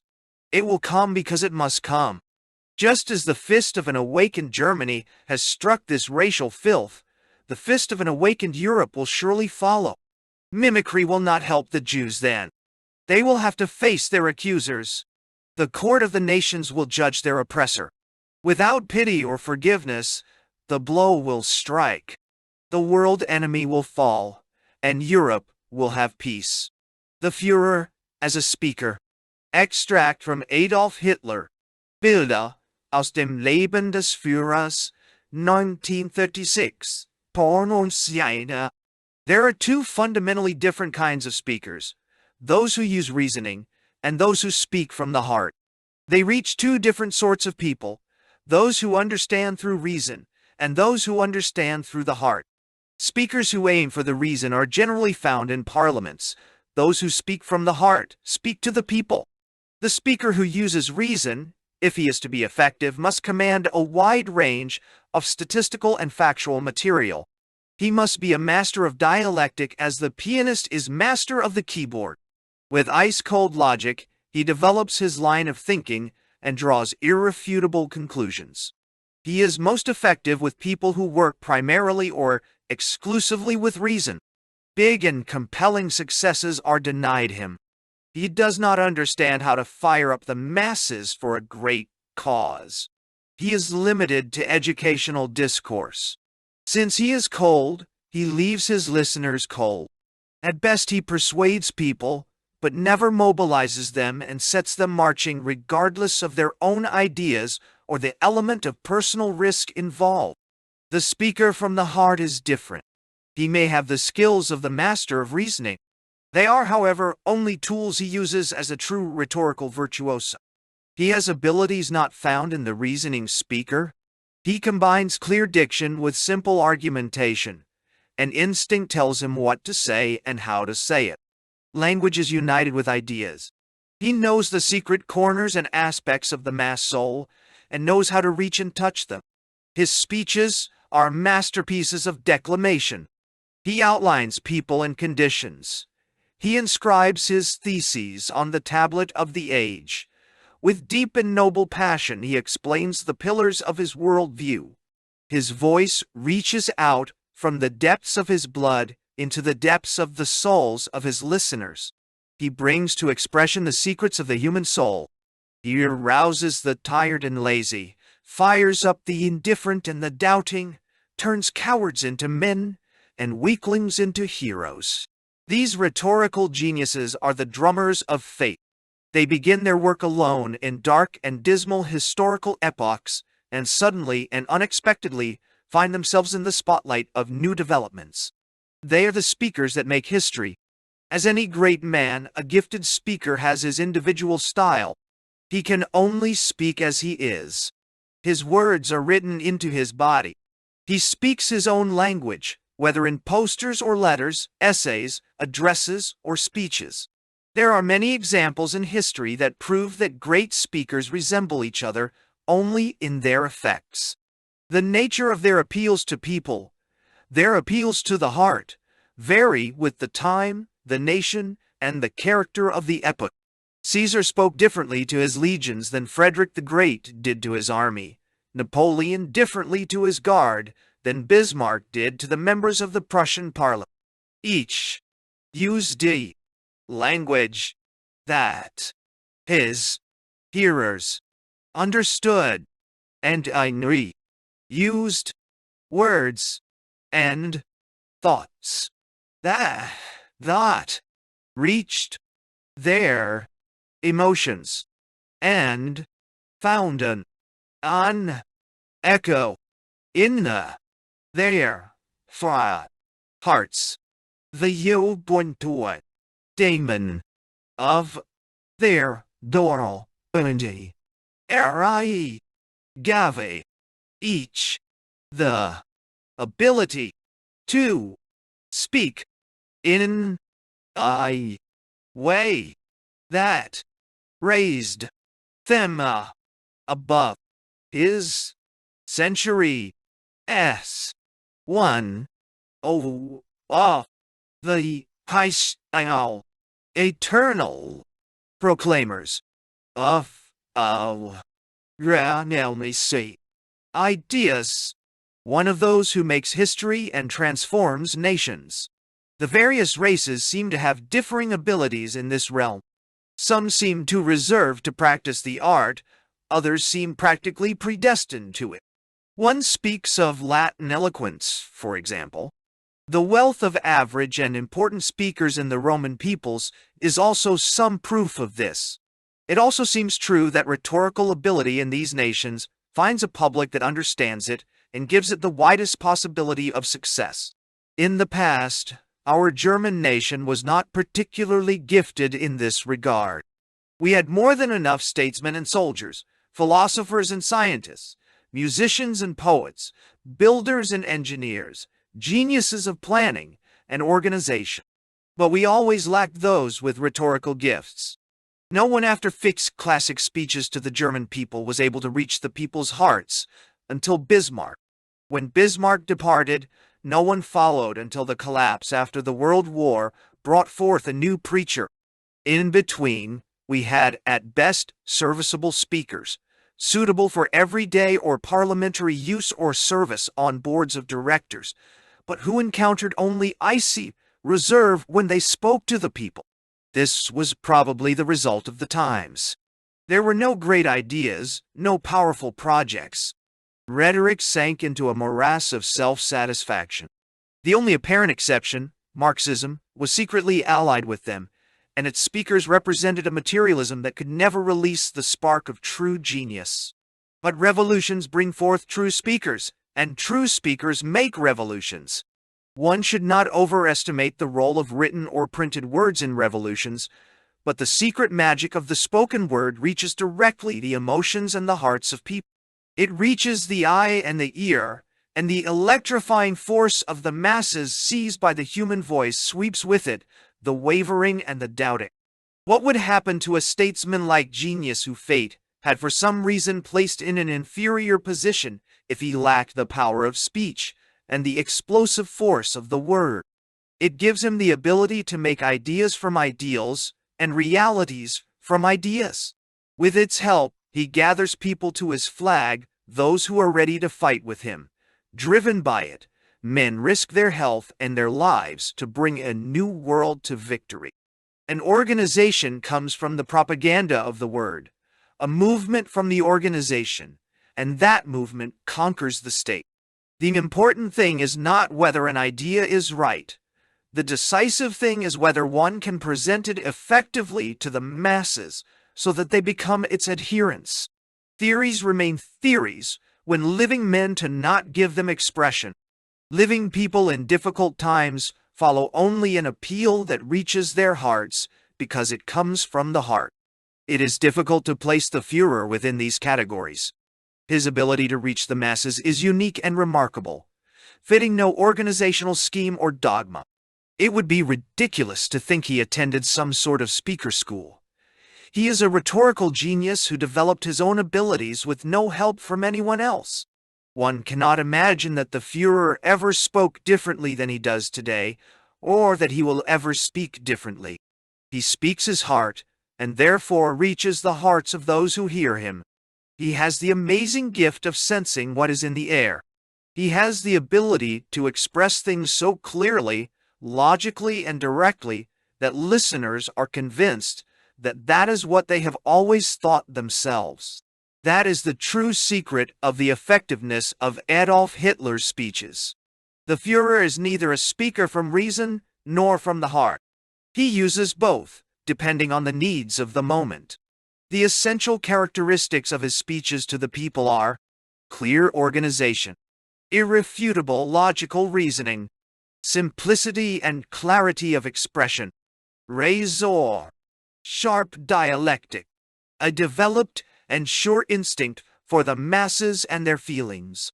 An electrifying emotional appeal that is used sparingly, and the ability to reach out to the souls of the people in a way that never goes unanswered. Long ago, when he was still far from power, the Führer spoke to a meeting filled primarily with his political opponents. From the beginning, he was rejected. For 2 hours he struggled with the stubbornness of his audience, addressing all their problems and objections, until at the end there was only thundering agreement, jubilation, and enthusiasm. As he concluded, someone yelled from the highest row, "Hitler is Columbus!" That got to the heart of it. He had stood the egg on its end. He clarified the confused and mysterious nature of the age. He showed his hearers in a clear and simple way that the man in the street had long sensed, but had not found the courage to express. Hitler said what everyone thought and felt. More than that, he had the civil courage in the face of nearly everyone else to express with iron logic what had to be done. The Führer is the first person in Germany to use speech to make history. As he began, it was all he had. He had only a strong heart and his pure word. Using them, he reached the deepest depths of the souls of his people. He did not speak like everyone else. He could not be compared with them. He understood the cares and worries of the little man and spoke about them, but they were for him only brushstrokes on the dreadful painting of Germany's collapse. He did more than simply talk about them. He was not a mere reporter like the others. He took the events of the day and gave them a larger national significance that put them in context. He appealed to the good, not the bad instincts of the masses. His speaking was a magnet that drew to him whomever in the people who still had iron in his blood. Stupid and empty-headed bourgeois people for a time were pleased to disparage him as a drummer. They made themselves ridiculous, but did not realize it. Since they entirely lacked rhetorical ability, they thought his was a lesser form of leadership. They strove for power without realizing that Marxism had taken power from them by force, and would give up that power only as the result of force. They formed groups when they needed a national movement. They attempted putsches when revolution was in the air. They held the masses in contempt because they did not want to lead them. The masses bow only to him who puts them under his uncompromising command. They obey only him who knows how to give orders. They have a fine instinct for determining if something is really meant or only said. It is perhaps a classic proof of the inner strength of the German people that it heard the appeal of a man who went his own way, in opposition to the state and society, the press and public opinion, apparently against all reason and good sense. It is also a classic proof for the outstanding rhetorical brilliance of the Führer that his word alone was enough to transform an entire period, to defeat an apparently strong state, and to bring in a new era. An historic figure who has such impact must command all the skills of the spoken word. That is the case with the Führer. He speaks as confidently before workers as before scientists. His words strike deep into the hearts of farmers and city dwellers. When he speaks to children, they are deeply moved. The magic of his voice reaches men's secret feelings. He translates historical philosophy into the language of the people. He has the ability to call up long-forgotten history and make those who hear him feel as if they had always known about it. There is no element of superiority in his speaking, the kind of thing one sees in the speeches of the educated. His words always focus on the central ideas of our people, our nation, and our race. He can express things in 1,000 different ways. The listener never feels that he has heard it before. The masses hear the same major ideas of our national renaissance in ever new forms. There is nothing doctrinaire in his style. If he makes an assertion, it is proven by a multitude of examples. The examples are not taken only from the experiences of a particular area or class, thus leaving everyone else untouched. They come from everywhere in the nation, such that each is spoken to. They are chosen with such care that even the blindest opponent must in the end grant that, unlike the parliamentary speakers, this man believes what he said. Ordinary life is presented in a way that grips the hearers. The problems of the day are not explained only with the difficult tools of a worldview, but with wit and biting irony. His humor triumphs. One cries with one eye and laughs with the other. Every tone of daily life is touched upon. A sure sign of a good speech is that it not only sounds good, but reads well. The Führer's speeches are stylistic masterpieces. Whether he improvises at the podium, speaks from brief notes, or speaks from a manuscript at an important international occasion. If one is not in his immediate vicinity, he cannot tell if the speech is a written speech delivered extemporaneously, or an extemporaneous speech delivered as if it were written out. His speeches are always ready to be printed. The picture would not be complete if we did not point out that the Führer is a master of rhetorical discussion. The last time the public had an opportunity to see him in action was his reckoning with the Social Democrats in the Reichstag in 1933, when he responded to the then Representative Wells. One had the feeling that a cat was playing with a mouse. Marxism was driven from one corner into another. Wherever he sought cover, he faced destruction. With breathtaking precision, one rhetorical blow after another fell on him. Without a manuscript or notes, the Führer gave a major, long-desired attack on social democratic parliamentarians who here received their coup de grace. How often in the past he had defeated them when they dared to show up in our meeting. Back then, they had the ability to turn shameful defeats into brilliant victories in their newspapers the next day. Now the whole nation saw then fall into his hands. It was a debacle. Judges and state's attorney had learned to respect his rhetorical offensives. They asked the accused or the witness Hitler-naive-sounding questions, or tried to lead him onto thin ice with innocent-sounding questions. The 1924 trial on the uprising of 9 November 1923, turned into a triumphant success for the accused, since the Führer overcame the mountains of files, hostility, and misunderstanding through the shining strength of his obvious truthfulness and the power of his gripping eloquence. The Republic probably regretted that Leipzig Reichswehr trial in 1930, in which it tried to destroy the Führer and his movement. They gave him a platform from which the whole people heard his rhetorical effectiveness. One recalls today with a shudder that a Jewish communist attorney fired questions at him for 9 hours straight, but recalls with satisfaction that Jewish Bolshevism found an opponent whose words and ideas wrestled it to the ground. We saw and experienced the Führer as a speaker at the Party Rally of Freedom in 1935. He spoke 15 times within a period of 7 days. Not once did he repeat a thought or a phrase. Everything was new, fresh, young, vital, and compelling. He spoke in one way to officials, another to the SA and SS men, one way to the youth, and another to the women. In his major speech on culture, he explained the deepest secrets of the arts, and his speech to the Wehrmacht was understood by the last soldier in the last battalion. The entire life of the German people was spanned by his speeches. He's a proclaimer of the word who can express its thousand-fold nature through the grace of God. The Führer is at his best, however, before a small audience. Here he is able to reach each individual member of the audience. His speaking carries away the listener, who never loses interest because he always feels spoken to directly. He may speak about a random theme with an expertise that astonishes the specialists, or in speaking about everyday matters suddenly raise them to universal significance. On such occasions, the Führer can be more intimate and precise than a public speech permits. He can go into the heart of things with irrefutable logic. Only one who has heard him in such a setting can understand his full brilliance as a speaker. One can say that his speeches to his people and the world have an audience unprecedented in world history. They are words that inspire the heart and have a lasting impact in forming a new international epoch.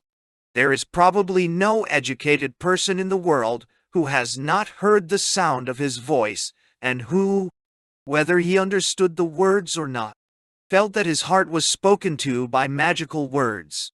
Our people is fortunate to know the voice the world hears, a voice that puts words into thoughts and uses those thoughts to move an era. This man is a man with the courage to say yes and no, without qualifying them with an if or a but. Millions of people are suffering from bitter sorrow, great troubles, and terrible need. They see hardly a star of hope through the dark clouds that cover Europe's sky.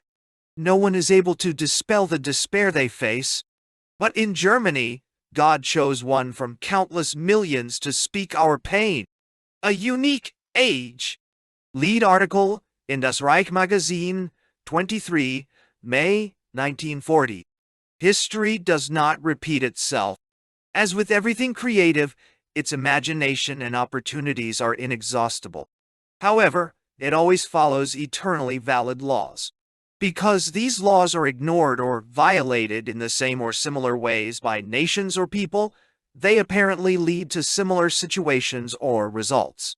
It is therefore wholly wrong to compare this war with the World War, or to seek parallels in their phases.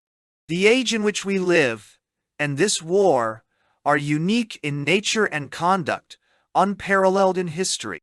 He who attempts to evaluate them by past standards runs the risk of making the worst political and military mistakes.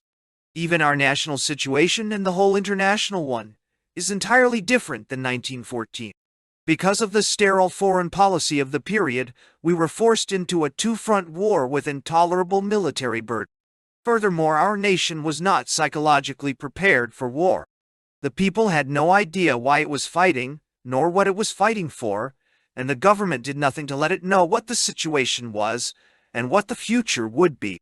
The German government missed every diplomatic opportunity to stop London's encirclement plans.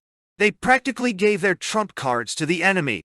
At the beginning of the war, they were prepared only for the most favorable circumstances and were thus surprised by unfavorable developments.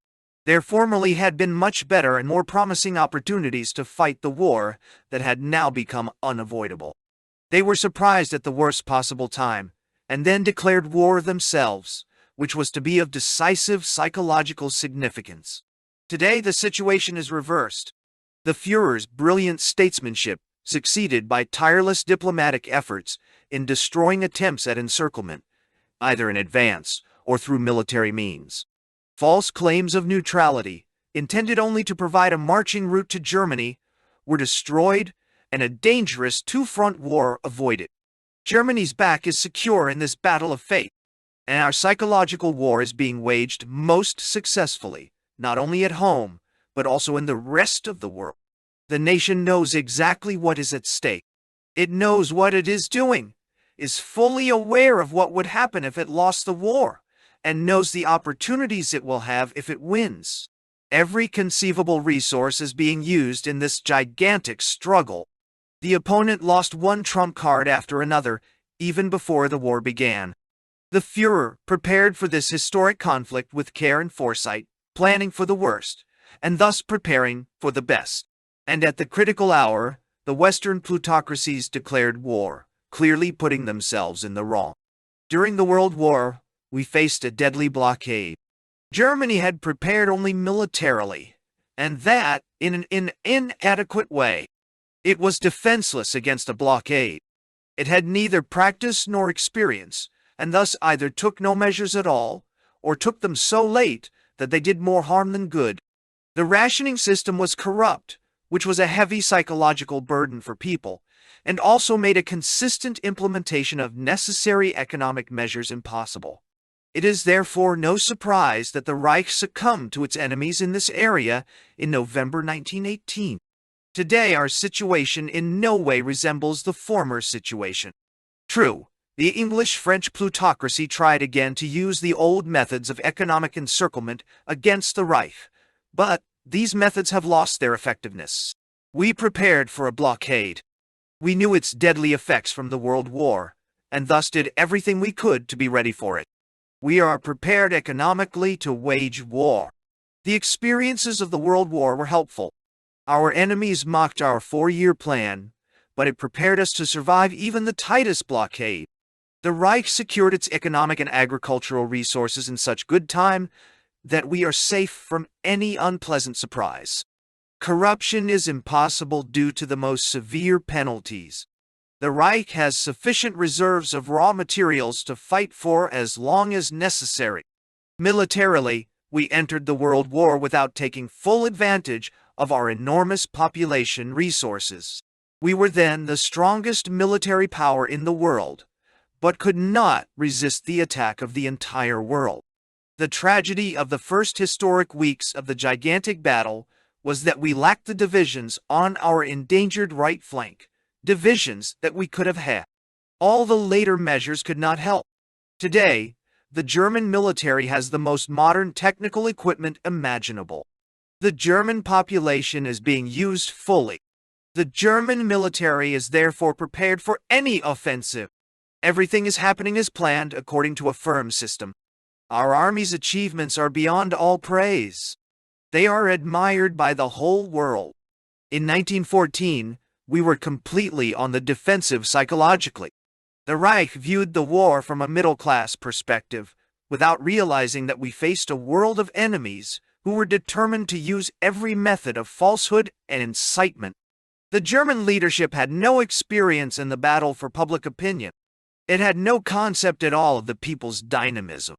It settled for loud shouts of patriotism rather than any real confidence or sovereign spiritual attitude, which alone leads to victory. We faced hate-filled, treacherous, and slanderous international enemies who knew how to make the leadership of the Reich look bad in every matter. How different is our situation this time? Here, too, Germany is clearly on the attack. It knows how to use the weapon of truth with sovereign assurance. Its news policy is fast, practiced, clear, and powerful. It is prepared in every last detail to deal with public opinion at home and in the world. The German nation did not enter this war with the momentary enthusiasm of a bonfire, but rather the German people are fighting with clarity and determination. Thus, it is no longer possible to use the international atrocity stories that were so extraordinarily dangerous to the Reich during the World War. And the German army today has the magic aura of invincibility and of a glorious revolution, which is of enormous importance. True, the world is still wavering between limitless hatred and unlimited admiration in its evaluation of this so-called German miracle. But it really was no miracle. Guided by the hand of a genius of historic greatness, the National Socialist system has been victorious. This man's inspiring effect has awakened the spirit of a new ideal from the old German virtues.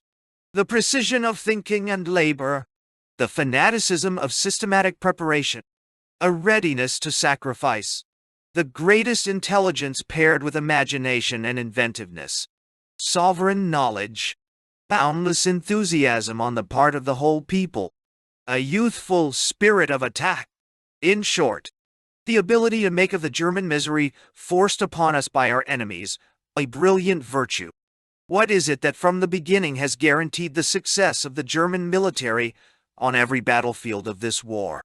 For the first time in history, creative German genius is freed of all bureaucratic and dynastic restrictions and now has full freedom. Germany had always been as strong as it is today, but it did not know it. Never before in its history was it able to discipline itself, to use its full strength, and to develop a government structure that allowed it to make full use of its political and military opportunities. That is yet another reason why a comparison to 1914 is completely wrong. The German people held on for 4 years only because its inner strength was so strong that it survived all the weaknesses and failures of its government. Today, it is different. The German people is able to fully use its national reserves of strength. What is winning today is a system prepared in 14 years of struggle and in 7 years of practical work. It was given its creative spirit by a brilliant political and military genius and can now live from its own strength. It is very easy for foreigners to attribute our political and military successes to an improbable sequence of good luck. It is the kind of luck that, as Moltke once said, only the virtuous have over the long term. We therefore face no really serious political or military developments in this war. Our enemies may be forced to imitate our methods, which they hate so much. One often says in the enemy camp that National Socialism can be fought only by using National Socialist methods, or something similar. However, we know only too well how much sweat, how much work, how much experience, and above all, how much time is necessary to achieve even the first successes. Today the enemy camp is shouting, "Arms, arms! More planes, more tanks! Blind fools!" We have exerted our full energy with an unequaled national rhythm, sacrificing our people's ease and comfort to reach our goals. In the 7 years we sacrificed to build our military, foreigners mocked our slogan, "First guns, then butter." Today it is clear that one cannot conquer cannons with butter, but that cannons can conquer butter. From today's standpoint, they did us a favor in 1918 by taking our old weapons from us. We had to build our German military from the ground up, so that it is not only the largest, but also the most modern army in the world. We spared no expense, no sacrifice, no effort to ensure that if war came, we would have to win it, or else lose our life as a nation. Mr. Churchill and Mr. Renaud will not be able to persuade the world that France and England can recover from the first terrible blows they have received. The parallels that their newspapers draw to 1914, parallels that show their anxiety and bad conscience, are entirely wrong. In 1914, we had real weaknesses in our national defenses that our enemies could exploit. Today that is no longer the case. Our enemies are recalling retired old generals in their mid-70s and 80s, hoping they can provide a second miracle on the Marne. We can tell them that history does not repeat itself. It is too much to hope for that after agitating, threatening, and terrorizing the world for years, they can overcome their enemy by an unearned miracle. Miracles, too, have to be earned. Plutocracy has no way to escape today. It is trapped. It began this war confident that it could wage this war without bloodshed, using only economic blockade. Now it faces the hard necessity of having to fight. Thank God, they have left us in no doubt about what they would do to us if we lose. They prophesy the dissolution, dismemberment, and destruction of our Reich and nation. Every German knows that. We had time enough to reflect on it during the long, hard winter months. All of us, German soldiers, farmers, and workers. The lords of the Western plutocracies now have to fight these soldiers. Our farmers grow the daily bread for these soldiers, and the workers behind the front forge their weapons. They all know that in these days, weeks, and months, Germany's fate for 1,000 years to come will be decided. They are deeply aware of living in a unique age. They want to prove worthy of it, thus proving that they are a unique people as well. German women. First speech as Minister of Propaganda, 1933. German women, German men. It is a happy accident that my first speech since taking charge of the Ministry of Public Enlightenment and Propaganda is to German women. Although I agree with Treitschke that men make history, I do not forget that women raise boys to manhood. You know that the National Socialist movement is the only party that keeps women out of daily politics. This arouses bitter criticism and hostility, all of it very unjustified. We have kept women out of the parliamentary democratic intrigues of the past 14 years in Germany, not because we do not respect them, but because we respect them too much. We do not see the woman as inferior, but rather as having a different mission, a different value than that of the man. Therefore, we believe that the German woman, who more than any other in the world is a woman in the best sense of the word, should use her strength and abilities in other areas than the man. The woman has always been not only the man's sexual companion, but also his fellow worker. Long ago, she did heavy labor with the man in the field. She moved with him into the cities, entering the offices and factories, doing her share of the work for which she was best suited. She did this with all her abilities, her loyalty, her selfless devotion, her readiness to sacrifice. The woman in public life today is no different than the women of the past.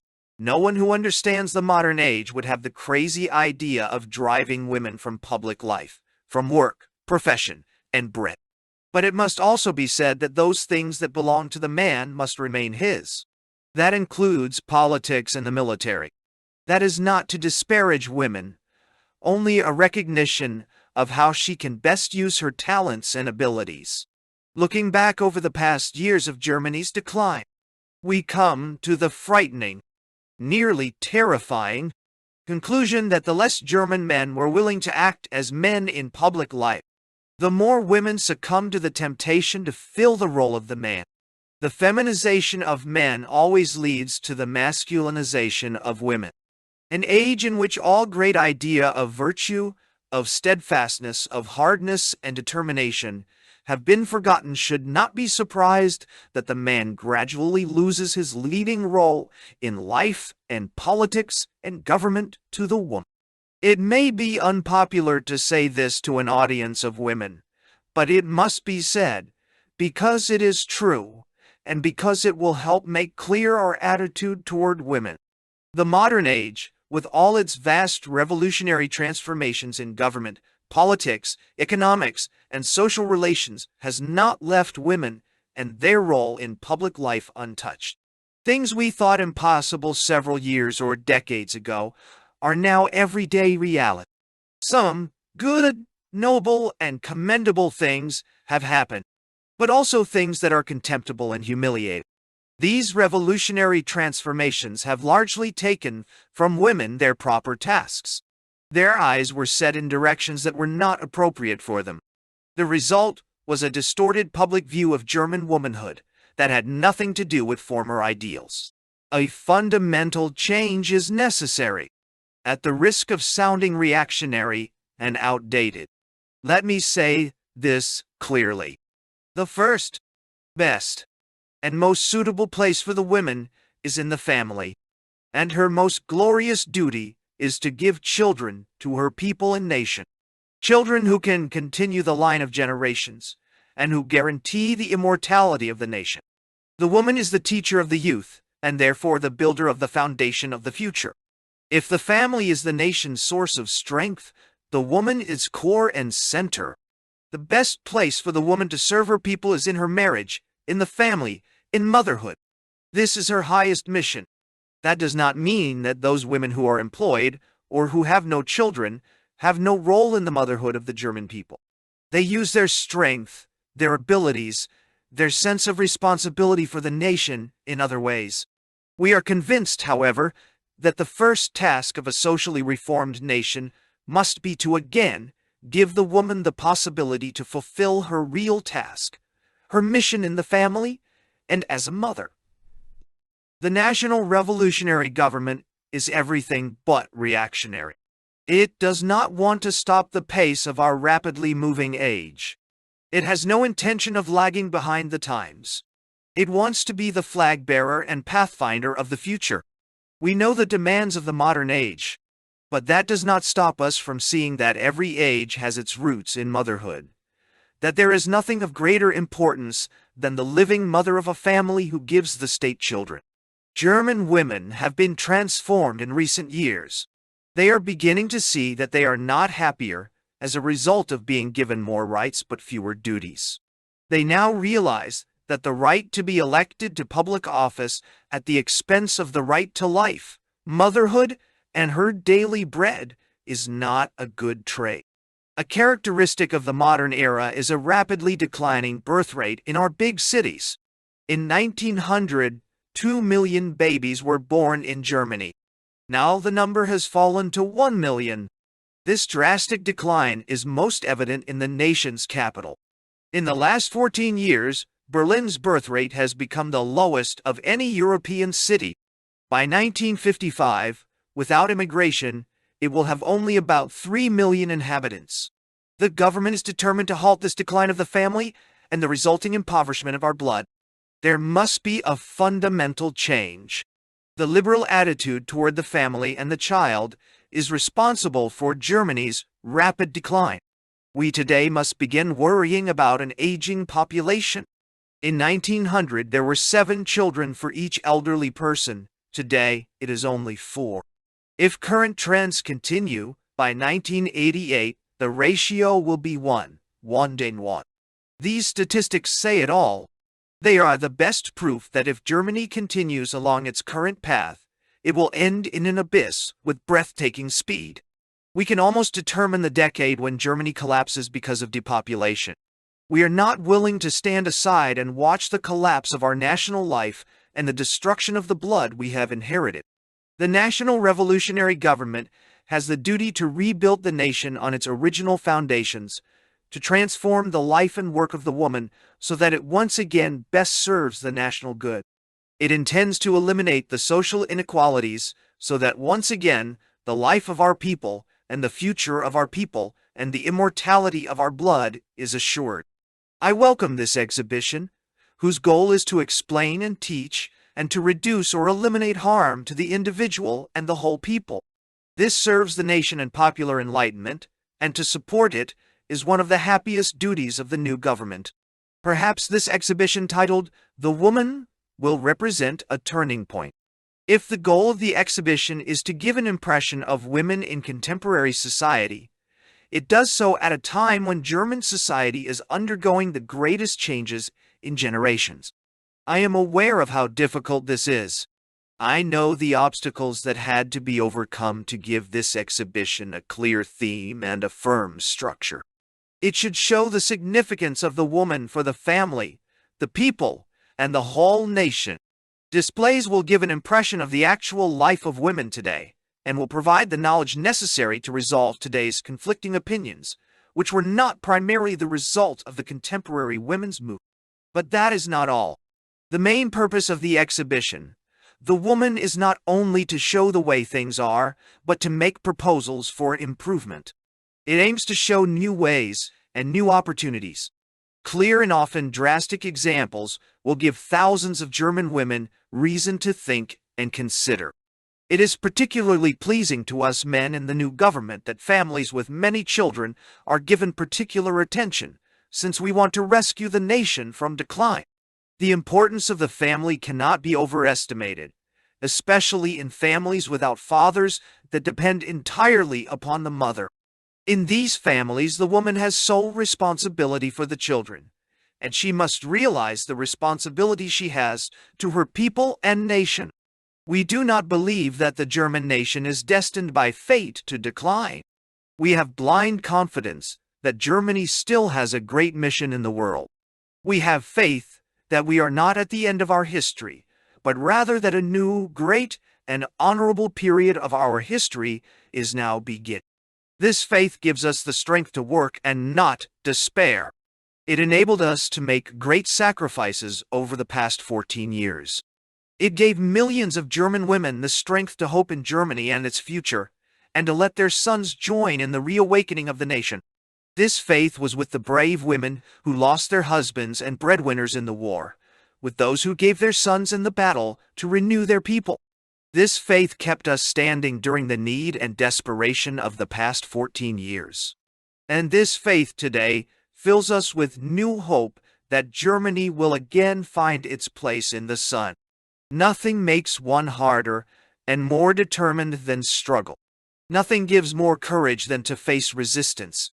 During the years when Germany seemed destined to decline, a new kind of womanhood developed under the confused veneer of modern civilization.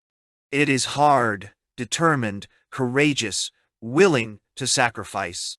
During the 4 years of the Great War and the 14 years of German collapse that followed, German women and mothers proved themselves worthy companions of their men. They have borne all the bitterness, all the privation and danger, and did not fail when hit by misfortune, worry, and trouble. As long as a nation has such a proud and noble womanhood, it cannot perish. These women are the foundation of our race, of its blood and of its future. This is the beginning of a new German womanhood. If the nation once again has mothers who proudly and freely choose motherhood, it cannot perish. If the woman is healthy, the people will be healthy. Woe to the nation that neglects its women and mothers. It condemns itself. We hope that the concept of the German woman will again earn the honor and respect of the entire world. The German woman will then take her pride in her land and her people, in thinking German and feeling German. The honor of her nation and her race will be most important to her. Only a nation that does not forget its honor will be able to guarantee its daily bread. The German woman should never forget that. I declare this exhibition open. May it reveal all the former errors and show the way to the future.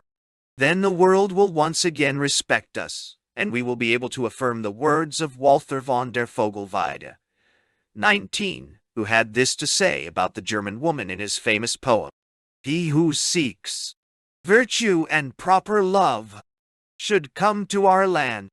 There's much joy. Long may I live there." The radio as the eighth great power. Speech at the opening of a radio exhibition, August 18, 1933. My fellow national comrades, Napoleon spoke of the press as the seventh great power. Its significance became politically visible with the beginning of the French Revolution and maintained its position for the entirety of the 19th century. The century's politics were largely determined by the press.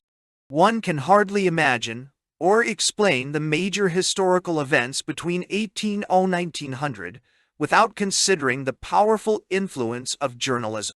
The radio will be for the 20th century what the press was for the 19th century. With the appropriate change, one can apply Napoleon's phrase to our age, speaking of the radio as the eighth great power. Its discovery and application are of truly revolutionary significance for contemporary community life. Future generations may conclude that the radio had as great an intellectual and spiritual impact on the masses as the printing press had before the beginning of the Reformation. The November Régime 20 was not able to understand the full significance of the radio. Even those who claim to have awakened the people and gotten them involved in practical politics were without exception almost blind to the possibilities of this modern method of influencing the masses. At best, they saw it as an easy way to distract the masses from the difficulties of our national and social life through games and entertainment. Only reluctantly did they think of using radio for political purposes. As in all other things, they viewed radio through the mildew of an ostensible objectivity. They left the radio in its development to its technical and administrative experts, limiting their own use of it for partisan purposes to times of particular domestic crises. It goes without saying that the National Socialist Revolution, which is modern and intent on action, as well as the popular upheaval we have led, must change abstract and lifeless methods in the radio. The old regime was content simply to fill empty offices or change the faces, without however changing the spirit and content of public life. We, on the other hand, intend a principled transformation in the worldview of our entire society, a revolution of the greatest possible extent that will leave nothing out, changing the life of our nation in every regard. This process, which has been visible to the layman in the last 6 months, was naturally not random.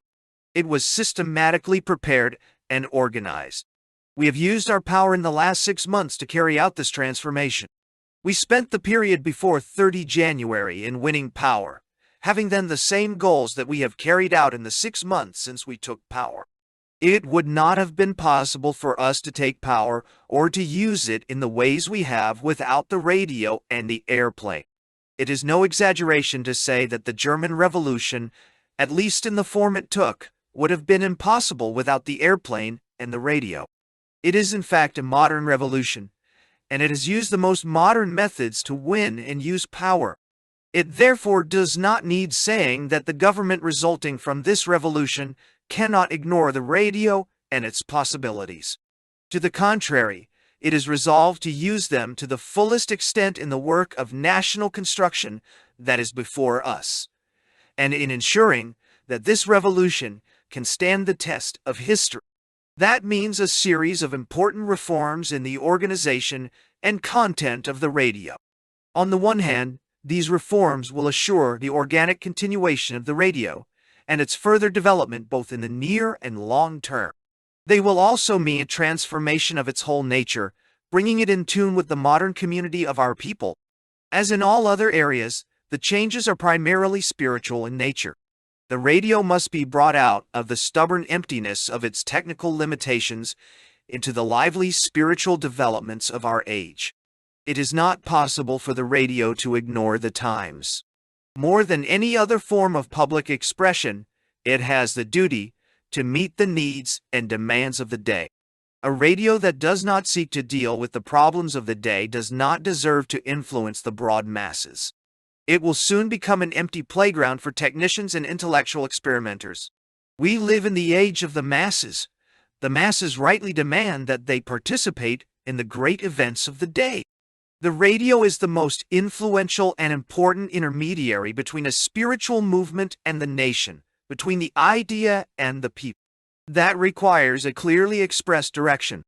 I have spoken of this often with regards to various areas of our spiritual life. There can be no lack of direction, either with people or with things. The moral value or lack thereof depends not on words, but on content.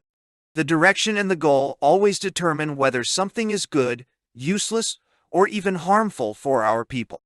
A government that is determined to bring a nation together so that it is once more a center of power in the scales of great world events has not only the right, but the duty to subordinate all aspects of the nation to its goal, or at least ensure that they are supportive. That is also true for the radio. The more significant something is in influencing the will of the broad masses, the greater its responsibility to the future of the nation. That does not mean we want to turn the radio into a spineless servant of our partisan political interests. The new German politics rejects any partisan limitations. It seeks the totality of the people and nation, and the reconstructive work it plans, or has already begun, includes all who are of good will. Within the framework of these great tasks, the radio, if it is to remain living, must hold to and advance its own artistic and spiritual laws. Just as its technical methods are modern and distinct, so too are its artistic capacities. It is only distantly related to the stage and film. It is rarely possible to bring a powerful stage or film presentation to the radio with no changes. There is a style of speaking on the radio, a style of drama, of opera, of radio show. The radio is in no way a branch of the stage or film, but rather an independent entity with its own rules. It faces particular demands to be contemporary. It works with the tasks and needs of the day. Its duty is to give immediate events lasting meaning. Its actuality is both its greatest danger and its greatest strength. It gave impressive evidence on 21 March 2010 and 1 May 22 of its ability to reach the people with great historical events. The first event acquainted the entire nation with a major political event, the second with an event of social-political significance. Both reached the entire nation regardless of class, standing, or religion. That was primarily the result of the tight centralization, the strong reporting, and the up-to-date nature of the German radio. Being up-to-date brings one close to the people. We call our revolution a popular one for good reason. It came from the depths of the people. It was carried out by the people and done for them. It dethroned absolute individualism and put the people once again at the center. It broke with the weary skepticism of our intellectual leadership, which in the end turned out to be only a thin layer of morbid big-city intellectualism that left the masses alone in their hopeless misery. The problems that we in the government face today are the same problems that face the man in the street. The problems we treat over the ether in plays, speeches, addresses, and dramas are the problems that directly concern people. The better the radio recognizes them and treats them in fresh and varied ways, the better it will fulfill its tasks, and the more the people will resolve to deal with these problems. Before we reach this ideal situation in our radio policies, there are a series of preparations and problems to deal with. These are primarily organizational, probably as a result of the period behind us, which ignored spiritual and political responsibilities. The art of organization developed to an intolerable degree. This disease of the age infected radio stations as well. Here too, one organized not what had to be organized, but whatever could be organized. 100 cooks spoil the broth. 100 bureaucrats spoiled any spiritual accomplishments. The more committees, review committees, bureaucrats, and higher offices there were in the German radio system, the less its political accomplishments. Here, more than anywhere else, there were no personalities who took pleasure in responsibility. The spiritual energy, the flexibility necessary to reach the people in changing times, may not be the responsibility of boards, commissions, or committees. They only get in the way. Here too, faster than is generally believed, we will clearly and resolutely introduce the leadership principle. Excessive organization can only get in the way of productivity. The more bureaucrats there are, the more obscure the internal structures, the easier it is for someone to hide his inability or incompetence behind some committee or board. And not only that, excessive organization is always the beginning of corruption. It confuses responsibility and thus enables those of weak character to enrich themselves at public expense. That is what formerly happened in the German radio system. There were huge salaries that lacked any justification given what was accomplished, outrageous expense accounts, generous insurance policies, usually inversely related to any positive achievements. There are some today who claim to have been the fathers of radio. One can only say to them that they were not the ones who developed radio, but rather that they made no productive use of it in hard times. They only knew how to exploit it for their own benefit. It would surely be good for those who really built the German radio if they did not have to stand beside these fortune hunters with their fat wallets and empty consciences. As the saying has it, tell me your friends, and I'll tell you who you are. I need not say that the government of the National Socialist Revolution will not be moved in its resolve to bring order here. We will eliminate excessive organization as quickly as possible, replacing it with Spartan simplicity and economy. We will also systematically increase productivity in all areas. We will bring to the microphone the best spiritual elements of the nation, making the radio into the most multifaceted, flexible means of expressing the wishes, needs, longings, and hopes of our age. We do not intend to use the radio only for our partisan purposes. We want room for entertainment, popular arts, games, jokes, and music. But everything should have a relationship to our day. Everything should include the theme of our great reconstructive work, or at least not stand in its way. Above all, it is necessary to clearly centralize all radio activities, to place spiritual tasks ahead of technical ones, to introduce the leadership principle, to provide a clear worldview, and to present this worldview in flexible ways. We want a radio that reaches the people, a radio that works for the people, a radio that is an intermediary between the government and the nation, a radio that also reaches across our borders to give the world a picture of our character, our life, and our work. The money produced by radio should in general go back to it. If there are surpluses, they should be used to serve the spiritual and cultural needs of the whole nation. If the stage and publishing suffer from the rapid growth of radio, we will use the revenues not necessary for the radio to maintain and strengthen our intellectual and artistic life. The purpose of radio is to teach, entertain, and support people, not to gradually harm the intellectual and cultural life of the nation. One of my main tasks in the near and more distant future will be to keep a reasonable balance in this regard. I am convinced that the radio as well as the stage, publishing, and film will benefit. With the opening of this exhibition, a systematic campaign to advertise for new radio receivers begins. We will use the knowledge of propaganda we gained in the past years. Our goal is to double German radio listenership. That will result in a financial foundation that will not only enable radio to carry on its mission, but also will support the entire intellectual and cultural life of the nation.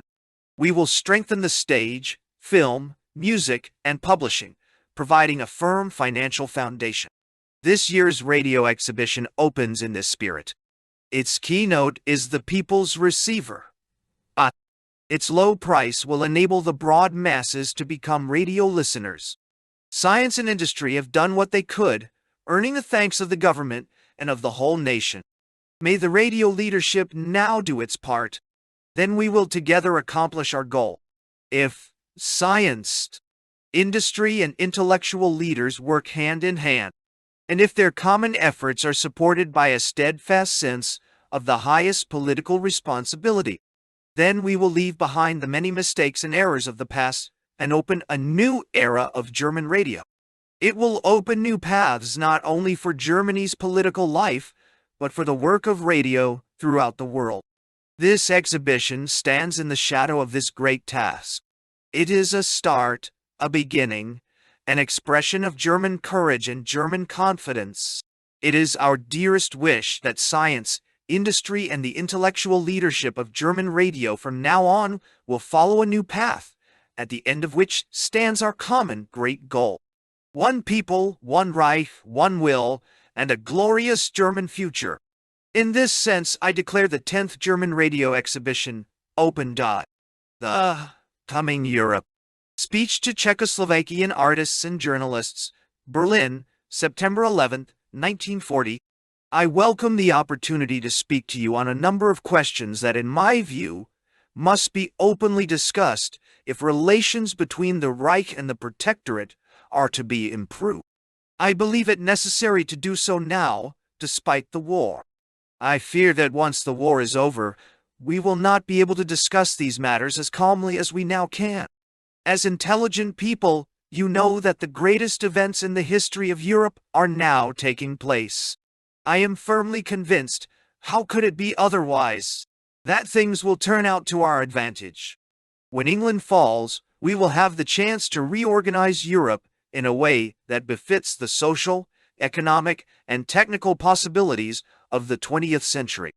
Our German Reich went through a similar process about 100 years ago. It was splintered into larger and smaller entities, just as Europe is divided today.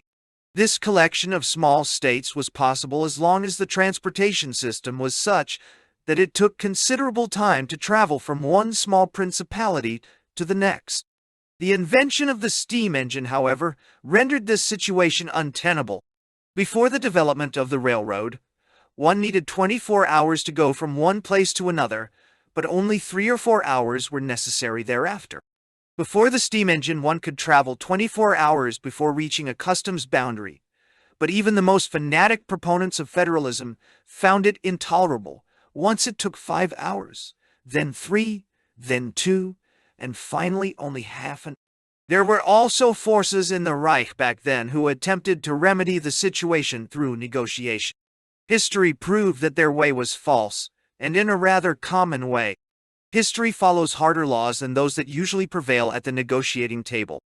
You will recall perhaps Bismarck's words from those years. He said that German unity would come not through speeches and decisions, but through blood and iron. This was controversial at the time, but history proved its correctness. The unity of the Reich was established through battles. A large number of the peculiarities of the individual areas, along with their prejudices, narrow-mindedness, and limited horizons, were overcome. They had to be overcome, since the Reich otherwise would not have been able to compete with the other powers in Europe. Our unification was the foundation of our ability to overcome these problems. Naturally, there were Bavarians or Saxons or Württembergers, or people from Baden or Schaumburg-Lippe, who were unhappy about developments. But in the end, their prejudices vanished, and their attention turned to the greater goal, the new Reich. Of course, the Bavarian remained a Bavarian, the Saxon a Saxon, the Prussian a Prussian. But they saw beyond their provincial origins to a larger community, and in the course of the decades learned that a whole series of economic, financial, foreign, and military problems could be resolved through the community. The greatness of the Reich was the result of this process, a process that seems obvious to us today, but which many back then some could not or would not understand. They were the prisoners of their prejudices and lacked the strength to overcome them and imagine a better world. Only a few could look beyond their own age. The railroad is no longer the most modern method of transportation, having been replaced by the airplane. A modern airplane covers a distance in an hour or an hour and a half, for which a train needs 12 hours. Technology has brought not only tribes, but also peoples closer together than could even be imagined in the past. In the past, one needed 24 hours to speak from Berlin to Prague through a newspaper.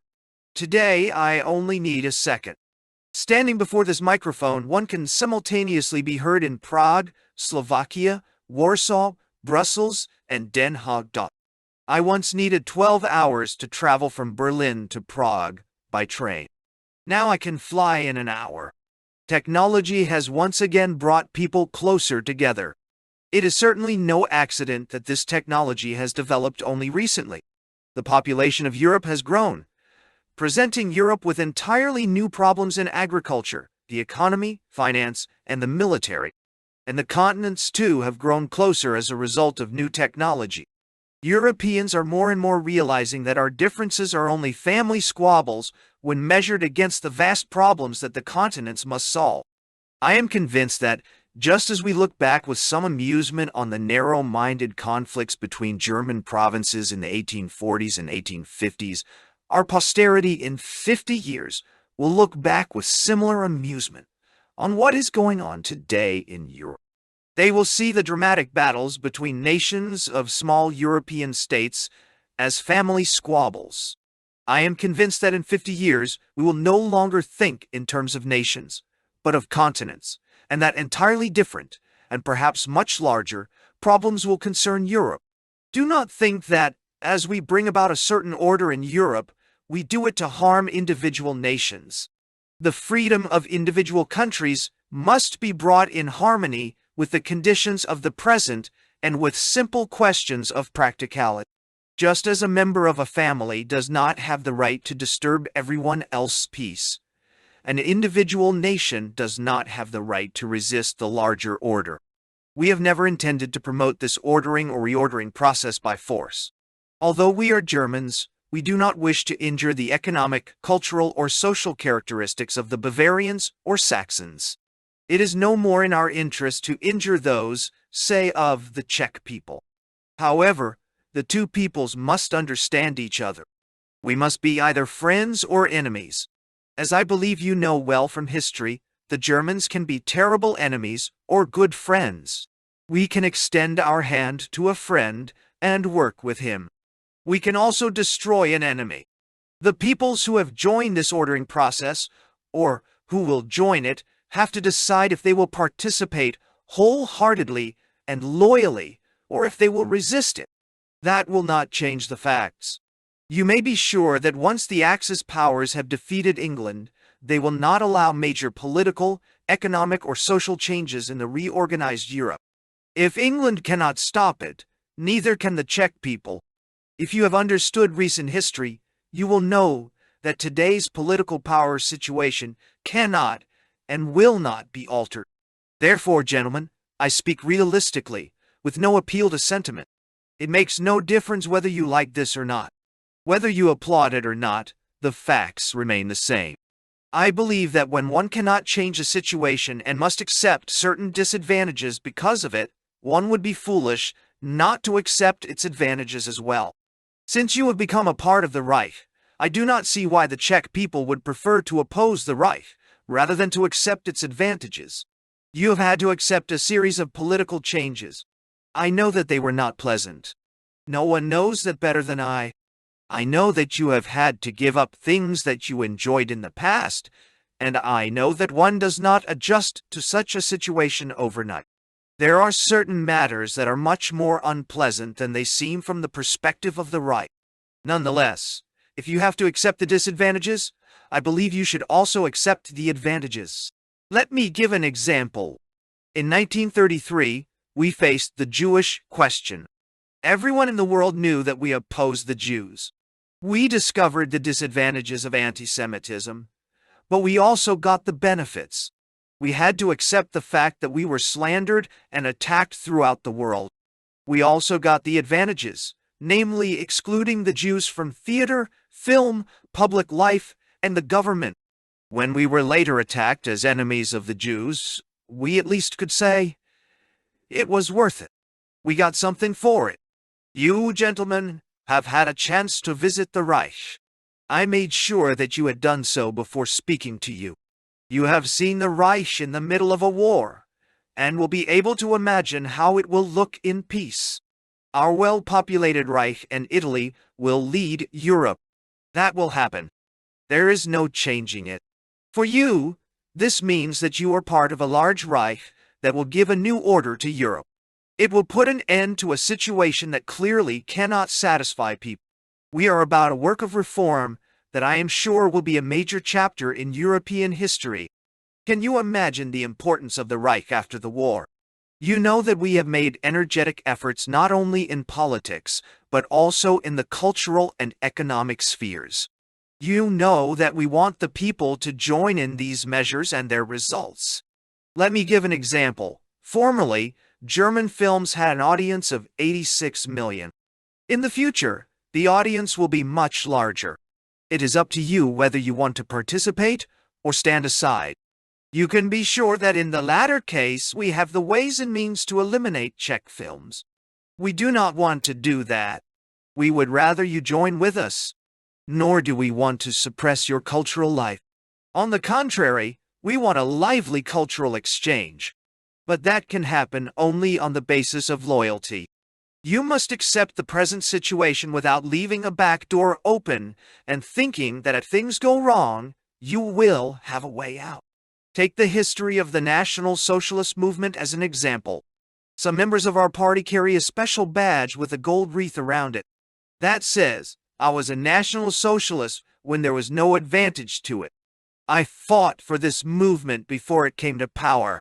They affirmed the movement at a time when its victory was not at all certain. Affirming a cause when it has won takes no great intelligence.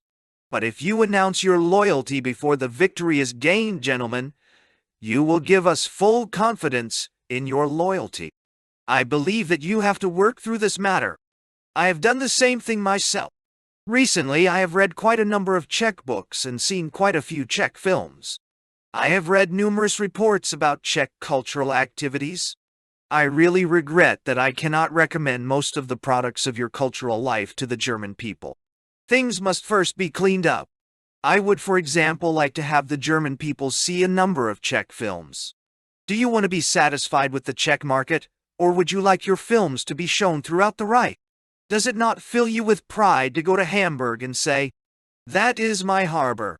Would you not like to look at the German fleet and say, that is the fleet that protects us? Or see the heroic German army and say, that is the army that also protects our people with iron strength? I think that is more beneficial than saying, oh well, I guess we have to go along, but only half-heartedly. You and the Czech people will have to make up your minds. Do not tell me that the Czech people wants this or that. I think I know something about leadership. A people thinks the way its intelligentsia teaches it to think.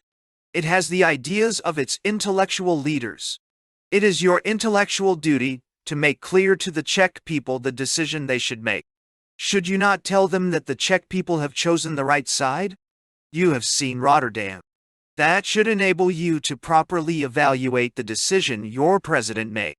No one should say, well, perhaps one could have avoided that. We do not act according to whim. We too are servants of fate and cannot act any differently than we do. We are only the instruments of history. One should not say, without National Socialists, there would be peace in Europe. No, there would have been others to act in our place. When the time is ripe, things must happen, just like an apple falls from the tree when it is ripe. We cannot stop fate. It would roll right over us. In other words, you have the choice of making these facts clear to your people, of giving them a broader perspective than they formerly had.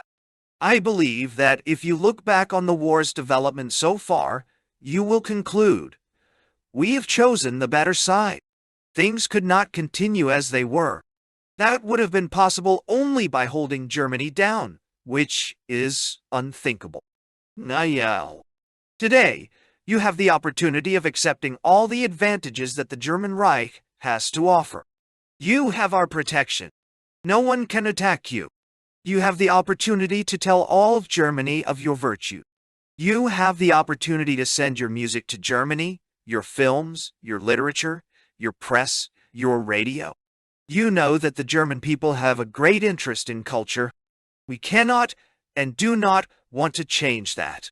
We are not dictators, but rather instruments of the will of our people.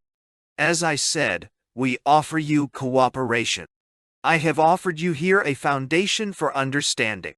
We do not ask anything dishonorable of you, or that you become parvenus or lackeys, or whatever. That gives no pleasure in the long run.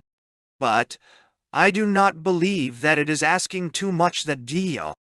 In this dramatic moment in European history, that will lead to new forms of human community, we come to an understanding about these matters. To create clarity and decide if we will be friends or foes. We want to know if we are friends or foes of another people's intelligentsia. Over the past few years, we have proven our abilities as enemies. If you display a positive and active loyalty, you will see what kind of friends we can be. Friendship between the German and Czech peoples will result. My task today has been to make that clear to you. I believe we could work together, and that we will.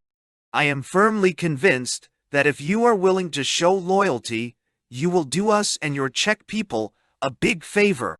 One cannot go by what people say today. The average man does not see very far. The task of the intelligentsia is to help him see further, to help him imagine things that will be. The role of the intelligentsia is to open the way to coming events, not be blind servants of the present. I therefore urge you to speak of these matters to the Czech people. If we did it, the Czech people would not believe us. We are National Socialists, and they might think we were speaking egotistically, even though our only goal is to establish clear relations between two peoples who have to get along with each other. You live there, we live here. Only a vast natural catastrophe that destroyed our people could change the present situation. Since that is not likely, we will have to get along. Whether we like each other or not is irrelevant. What is relevant is that we want to give the millions of Europe a common basis and a common ideal. England has until now resisted this ideal. England has attempted to keep Europe in disorder, since it saw that as the best defense of its island existence. But it is falling under the gigantic blows of our army. Once it falls, we will have the chance to bring peace to Europe. You are warmly invited to join us. The Jews are guilty. Radio address, 16 November 1941. The historic responsibility of world Jewry for the outbreak and widening of this war has been proven so clearly that it does not need to be talked about any further. The Jews wanted war, and now they have it. But the Führer's prophecy of 30 January 1939 to the German Reichstag is also being fulfilled. If international finance Jewry should succeed in plunging the world into war once again, the result will be not the Bolshevization of the world, and thereby the victory of the Jews, but rather the destruction of the Jewish race in Europe. We are seeing the fulfillment of the prophecy. The Jews are receiving a penalty that is certainly hard, but more than deserved. World Jewry erred in adding up the forces available to it for this war, and now is gradually experiencing the destruction that it planned for us, and would have carried out without a second thought if it had possessed the ability. It is perishing according its own law. An eye for an eye, a tooth for a tooth. Every Jew is our enemy in this historic struggle, regardless of whether he vegetates in a Polish ghetto, or carries on his parasitic existence in Berlin, or Hamburg, or blows the trumpets of war in New York or Washington. All Jews, by virtue of their birth and their race, are part of an international conspiracy against National Socialist Germany. They want its defeat and annihilation, and do all in their power to bring it about. That they can do nothing inside the Reich is hardly a sign of their loyalty, but rather of the appropriate measures we took against them. One of these measures is the institution of the Yellow Star, that each Jew must wear. We wanted to make them visible as Jews, particularly if they made even the least attempt to harm the German community. It is a remarkably humane measure on our part, a hygienic and prophylactic measure to be sure that the Jew cannot infiltrate our ranks unseen to sow discord. As the Jews first appeared several weeks ago on the streets of Berlin, graced with their Jewish star, the initial reaction of the citizens of the Reich capital was surprise. Only a few knew that there were still so many Jews in Berlin. Everyone suddenly found someone in the neighborhood who seemed like a harmless fellow citizen, who perhaps complained or criticized a bit more than normal, and whom no one had thought to be a Jew. He had concealed himself, mimicked his surroundings, adopting the color of the background, adjusted to the environment, in order to wait for the proper moment. Who among us had any idea that the enemy was beside him, that a silent or clever auditor was attending to conversations on the street, in the subway, or in the lines outside cigarette shops? There are Jews one cannot recognize by external signs. These are the most dangerous. It always happens that when we take some measure against the Jews, English or American newspapers report it the next day. Even today, the Jews still have secret connections to our enemies abroad, and use these not only in their own cause, but in all military matters of the Reich as well. The enemy is in our midst. What makes more sense than to at least make this plainly visible to our citizens? In the first days after the introduction of the Jewish star, newspaper sales in Berlin went through the roof. Each Jew on the street bought a newspaper to conceal his mark of Cain. As this was banned, one began to see Jews on the streets of the west side of Berlin in the company of Gentile foreigners. These Jewish lackeys actually should wear the Jewish star themselves. The excuse they give for their provocative conduct is always the same. The Jews are, after all, human beings too. We never denied that, just as we never denied the humanity of murderers, child rapists, thieves, and pimps, though we never felt the need to parade down the Kurfürstendamm with them. Every Jew is a decent Jew who has found a dumb and ignorant goy who thinks him decent, as if that was a reason to give Jews a kind of honorable escort. What nonsense! The Jews are gradually having to depend more and more on themselves, and have recently found a new trick. They knew the good-natured German Michael in us, always ready to shed sentimental tears for the injustice done to them. One suddenly has the impression that the Berlin Jewish population consists only of little babies whose childish helplessness might move us, or else fragile old ladies. The Jews send out the pitiable. They may confuse some harmless souls for a while, but not us. We know exactly what the situation is. For their sake alone, we must win the war. If we lose it, these harmless-looking Jewish chaps would suddenly become raging wolves. They would attack our women and children to carry out revenge. There are enough examples in history. That is what they did in Bessarabia and the Baltic states when Bolshevism marched in, even though neither the people nor their governments had done anything to them. There is no turning back in our battle against the Jews, even if we wanted to, which we do not. The Jews must be removed from the German community, for they endanger our national unity. That is an elementary principle of racial, national, and social hygiene. They will never give us rest. If they could, they would drive one nation after another into war against us. Who cares about their difficulties? They who only want to force the world to accept their bloody financial domination. The Jews are a parasitic race that feeds like a foul fungus on the cultures of healthy but ignorant peoples. There is only one effective measure: cut them out. How stupid and thoughtless are the arguments of the backward friends of the Jews in the face of a problem that has occupied mankind for millennia. How they would gape if they could ever see their dear Jews in power. But that would be too late. That is why it is the duty of a national leadership to take all necessary measures to keep such a thing from happening. There are differences between people, just as there are differences between animals. Some people are good, others bad. The same is true of animals. The fact that the Jew still lives among us is no proof that he belongs among us, just as a flea is not a household pet simply because it lives in a house. When Mr. Roar, Bramzig, or Mrs.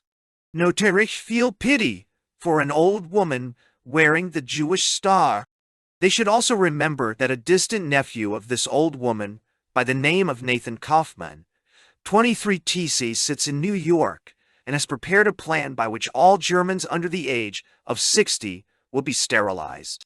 They should recall that a son of her distant uncle is a warmonger named Baruch 24, or Morgenthau 25, or Untermeyer 26, who stands behind Mr. Roosevelt, driving him to war, and that if they succeed, a fine but ignorant U.S. soldier may one day shoot dead the only son of Mr. Bramsig or Mrs. Noterich. It will all be for the benefit of Jewry, to which this old woman also belongs, no matter how fragile and pitiable she may seem. If we Germans have a fateful flaw in our national character, it is forgetfulness. This failing speaks well of our human decency and generosity, but not always for our political wisdom or intelligence. We think everyone else as good-natured as we are. The French threatened to dismember the Reich during the winter of 1939-40, saying that we and our families would have to stand in lines before their field kitchens to get something warm to eat. Our army defeated France in 6 weeks, after which we saw German soldiers giving bread and sausages to hungry French women and children, and gasoline to refugees from Paris to enable them to return home as soon as possible, there to spread at least some of their hatred against the Reich. That's how we Germans are. Our national virtue is our national weakness. We do not want to change all that much, and as long as our world-famed good nature does no great harm, why should we? Klopstock gave us some good advice, however. Don't be too good-natured, since our enemies are not noble enough to overlook our mistakes. If this advice applies anywhere, it apples to our relations with the Jews. Carelessness here is not only a weakness, it is disregard of duty and a crime against the security of the state. The Jews long for one thing, to reward our foolishness with bloodshed and terror. It must never come to that. One of the most effective defenses is an unforgiving cold-hardness against the destroyers of our people, against the instigators of the war, against those who would benefit if we lose, and therefore also against the victims if we win. Therefore, we must say again and yet again. 1. The Jews are our destruction. They started this war and direct it. They want to destroy the German Reich and our people. This plan must be blocked. 2. There are no distinctions between Jews. Each Jew is a sworn enemy of the German people. If he does not make his hostility plain, it is only from cowardice and slyness, not because he loves us. 3. The Jews are to blame for each German soldier who falls in this war. They have him on their conscience, and must also pay for it. 4. If someone wears the Jewish star, he is an enemy of the people. Anyone who deals with him is the same as a Jew and must be treated accordingly. He earns the contempt of the entire people, for he is a craven coward who leaves them in the lurch to stand by the enemy. 5. The Jews enjoy the protection of our enemies. That is all the proof we need to show how harmful they are for our people. 6. The Jews are the enemy's agents among us. He who stands by them aids the enemy. 7. The Jews have no right to claim equality with us. If they wish to speak on the streets, in lines outside shops, or in public transportation, they should be ignored, not only because they are simply wrong, but because they are Jews who have no right to a voice in the community. 8. If the Jews appeal to your sentimentality, realize that they are hoping for your forgetfulness, and let them know that you see through them and hold them in contempt. 9. A decent enemy will deserve our generosity after we have won. The Jew, however, is not a decent enemy, though he tries to seem so. 10. The Jews are responsible for the war. The treatment they receive from us is hardly unjust. They have deserved it all. It is the job of the government to deal with them. No one has the right to act on his own, but each has the duty to support the state's measures against the Jews, to defend them with others, and to avoid being misled by any Jewish tricks. The security of the state requires that of us all. The War and the Jews. Lead article in Das Reichsmagazin May 9, 1943. The naive, not to mention ignorance, with which certain European circles see the Jewish question in the fourth year of this gigantic struggle is astonishing. They cannot or will not see that this war is a war of the Jewish race and its subject people against Western culture and civilization. Everything that we Germans and Europeans, defenders of the principle of a moral world order, hold dear is at risk. The above-mentioned circles are too inclined to see the Jewish question as a humanitarian issue. They make their judgments on the feelings of the moment rather than on the knowledge and insight resulting from clear and calm reason. It is clear that if during this war we show the least weakening of our determination to resolve the Jewish question, the result will be the gravest danger to our people, and Reich and all of Europe. Jewry wanted this war. Whether one looks to the plutocratic or the Bolshevist side of the enemy camp, one sees Jews standing in the foreground as instigators, rabble-rousers, and slave drivers. They organize the enemy's war economy and encourage plans to exterminate and destroy the Axis powers. England and the USA recruit from among them bloodthirsty and vengeful agitators and political lunatics, and they are the source of the terror commissars of the GPO. They are the mortar that holds the enemy coalition together. In the National Socialist Reich, they see a power that resists their drive for world domination, both militarily and intellectually. That explains their rage and deep hatred. Do not think that the Old Testament tirades of their newspapers and radio are merely political propaganda. They would carry it all out to the letter, should they have the opportunity. Our state's security requires that we take whatever measures seem necessary to protect the German community from their threat. That leads to some difficult decisions, but they are unavoidable if we are to deal with the threat. This war is a racial war. The Jews started it, and they direct it. Their goal to destroy and exterminate our people. We are the only force standing between Jewry and world domination. If the Axis powers lose the war in Europe, no power on earth could save Europe from the Jewish Bolshevist flood. It may seem surprising that such a small minority possesses such great power and is such a deadly danger. But it is so. International Jewry uses certain criminal methods to gain world domination that are not evident to uneducated nations. The same is true in private life.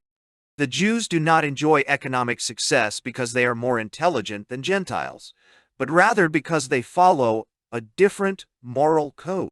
They attempt to conceal their methods for as long as possible, until it is too late for the affected nation to defend itself. Then it takes a revolution to dislodge them. We know how difficult and tiresome that is. We constantly hear news that anti-Semitism is increasing in enemy nations. The charges being made against the Jews are the same ones that were made here. Anti-Semitism in enemy nations is not the result of anti-Semitic propaganda, since Jewry fights that strongly. In the Soviet Union, it receives the death penalty. Jewry does all it can to oppose anti-Semitism. The word Jew itself, for example, is hardly to be found in the otherwise so talkative English and USA newspapers, not to mention the Bolshevist press. Still, anti-Jewish attitudes are growing among the enemy public. This is an entirely natural reaction to the Jewish danger on the part of the affected peoples. In the long run, it does the Jews no good to plead in Parliament and the newspapers for tougher laws against anti-Semitism, or to haul out the highest secular and spiritual dignitaries, among them naturally the Archbishop of Canterbury, to say a good word for the poor, innocent, persecuted Jews. They did that in Germany before 1933 too, but the National Socialist Revolution took place nonetheless. None of the Führer's prophetic words has come so inevitably true as his prediction that if Jewry succeeded in provoking a Second World War, the result would be not the destruction of the Aryan race, but rather the wiping out of the Jewish race. This process is of vast importance and will have unforeseeable consequences that will require time. But it can no longer be halted. It must only be guided in the right direction. One must also be sure to strike the weapon of public deception from Jewry's hands, which it is desperately using to save its skin. One can already see that in the face of approaching catastrophe, the Jews are shrinking into the background. They send their pet goy to the fore. It will not be long before they will not want to do it any longer and wash their hands in innocence. As one has to grant, we have some experience in these matters and are taking action to be sure they do not succeed. The Jews will have to answer for their countless crimes against the happiness and peace of mankind, and one day the whole world will give them the penalty that they are suffering today in Germany. We speak without resentment. The time is too grave to spin naive plans of revenge. This is a world problem of the first order that can be solved by the present generation and must be solved by them. Sentimental considerations have no part here. We see Jewry as the embodiment of a general world decline. Either we will break this danger or the peoples of the world will break under it. No one should say that winners are boastful. At present, we are the victors only in our own nation. Our victory at home, however, drew upon us the diabolic hatred of world Jewry, whose advanced members, the Jews still with us, see themselves as. They want to see the Axis powers defeated, for that is the only way for them to regain their old privileges. It makes sense for us to secure our rear, so that we can continue the battle before us with full energy and enthusiasm. When dealing with the Jews, there are only two choices: to surrender to them or to fight them. We have chosen the latter. As our enemy attacks without mercy, so do we. The future will prove who is right. Developments to far, however, seem to be more in our favor than the enemy's. Opposition to the Jews, not friendship with them, is growing around the world. We are convinced that at the end of the war, Jewry will face a humanity that fully understands the Jewish question. Recently, a leading London newspaper, which is wholly under Jewish control, printed an article that wondered at the alarming increase in anti-Semitism. It received many letters in response, and had to admit that only a tiny percentage took the Jewish side. The pro-Semitic letters, though the newspaper did not say this, probably were written by the Jews themselves. The others made the strongest attacks on Jewry, and the readership forced the paper to print some of them. They included all the insults one could hope for. This anti-Semitism is not racially grounded, and its roots are not at all clear. But one may still establish with some satisfaction that healthy popular instincts are beginning to manifest themselves even in enemy nations. Things are not much different in the United States. One of the letters encouraged the newspaper to send reporters to streetcars and trains. There they would hear numerous opinions about the Jews that deserved more than ironic dismissal. That is the way it normally begins. The Jews in England are reacting in the usual ways. First, they look injured and unjustly persecuted. In the synagogues, the rabbis encourage people to be more careful in public and to avoid provocative behavior. Then they rent a few respected but viable leaders from society, business, or religious life to make their case. Their well-paid job is to condemn anti-Semitism as a cultural disgrace that is the result of enemy propaganda. They call for stronger laws against it. The poor Jews whine in public about everything they have done for the country. What wonderful and patriotic citizens they have always been and will continue to be, the important offices they hold, etc. The innocent citizen is persuaded by a flood of words that he must have been mistaken in always seeing Jews behind all major political or economic crimes. Soon they find some high church leader who is ready to condemn anti-Semitism as anti-Christian. By the end, not the Jews, but their enemies are responsible for every national misfortune. Then the game starts all over again. One has to grant that extraordinarily clever tactics are being used, and that it takes some intelligence or sound instincts to see behind the Jewish facade. But here too, the jug carries water until it breaks, International Jewry's attack on the culture and moral order of the world is cleverly concealed, but not cleverly enough so that it cannot be seen through. One must keep at their heels and give them no rest when they begin to tire. They are virtuosos at the art of transformation. They can appear in 1,000 forms, yet are always the same. If one has caught them, they claim injured innocence and send their guard of pity on ahead to beg for mercy. But if one extends them even a finger of pity, they chop the whole hand off. They must therefore be kept in the fear of the Lord. We know that they hate us from the depths of their souls. We take pleasure in their hatred. There is nothing that they would not do to us if they had the power. We cannot therefore give them even the slightest bit of power. More than that, it is our duty to tell the world of their nature and their depravity. We must again and again prove their sick role in beginning and carry on this war. We must attack them incessantly, accuse them without pity of the crimes of which they are guilty, until the nations begin to wake up. That may take a long time, but it is worth it. We are dealing with the most dangerous enemy that ever threatened the life, freedom, and dignity of humanity. There can be no mercy. We have pity only for the countless millions of our own people and those of other European nations who will be given over to the hate and destructive will of this devilish race if we become weak and give up the battle. Those Philistines who today are so eager to protect the Jews would be their first victims. We must all keep alert. We must be on guard against the insidious cleverness of the international world enemy. In the depths of his soul, he realizes that this war that he so frivolously began, expecting it to be the last step to world domination, has instead become a war for his racial existence. He desperately seeks to stop the inevitable march of events. It will do him no good. We will keep at him. In the end, the Führer's prophecy about world Jewry in 1939, which they laughed at then, will come true. The Jews laughed in Germany too when they first saw us. They are not laughing any longer. They chose to wage war against us. But that war is turning against them. When they planned a war to totally destroy the German nation, they signed their own death warrant. Here too, world history will be the world court, the creators of the world's misfortunes.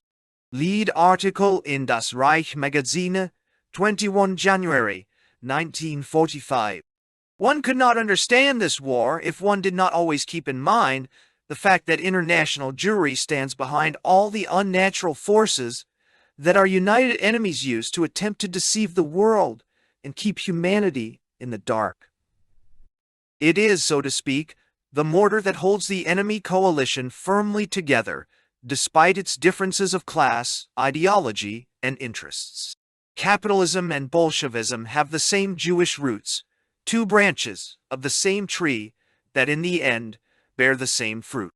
International Jewry uses both in its own way to suppress the nations and keep them in its service.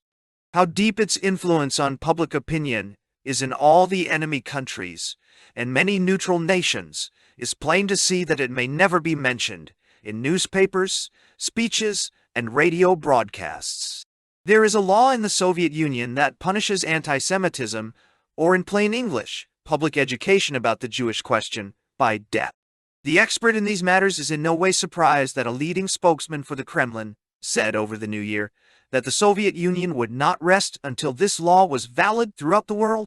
In other words, the enemy clearly says that its goal in this war is to put the total domination of Jewry over the nations of the earth under legal protection, and to threaten even a discussion of this shameful attempt with the death penalty.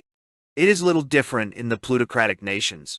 There the struggle against the impudent usurpation of the Jewish race is not punished by the executioner, but rather by death through economic and social boycott and by intellectual terror.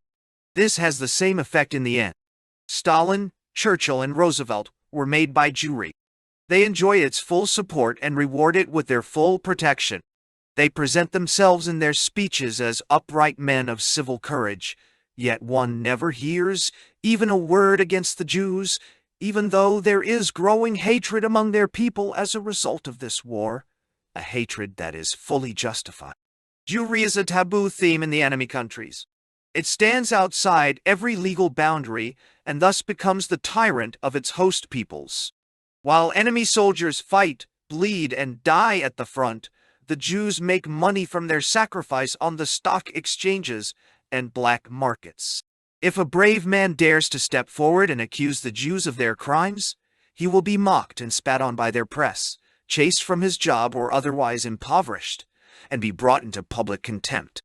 Even that is apparently not enough for the Jews.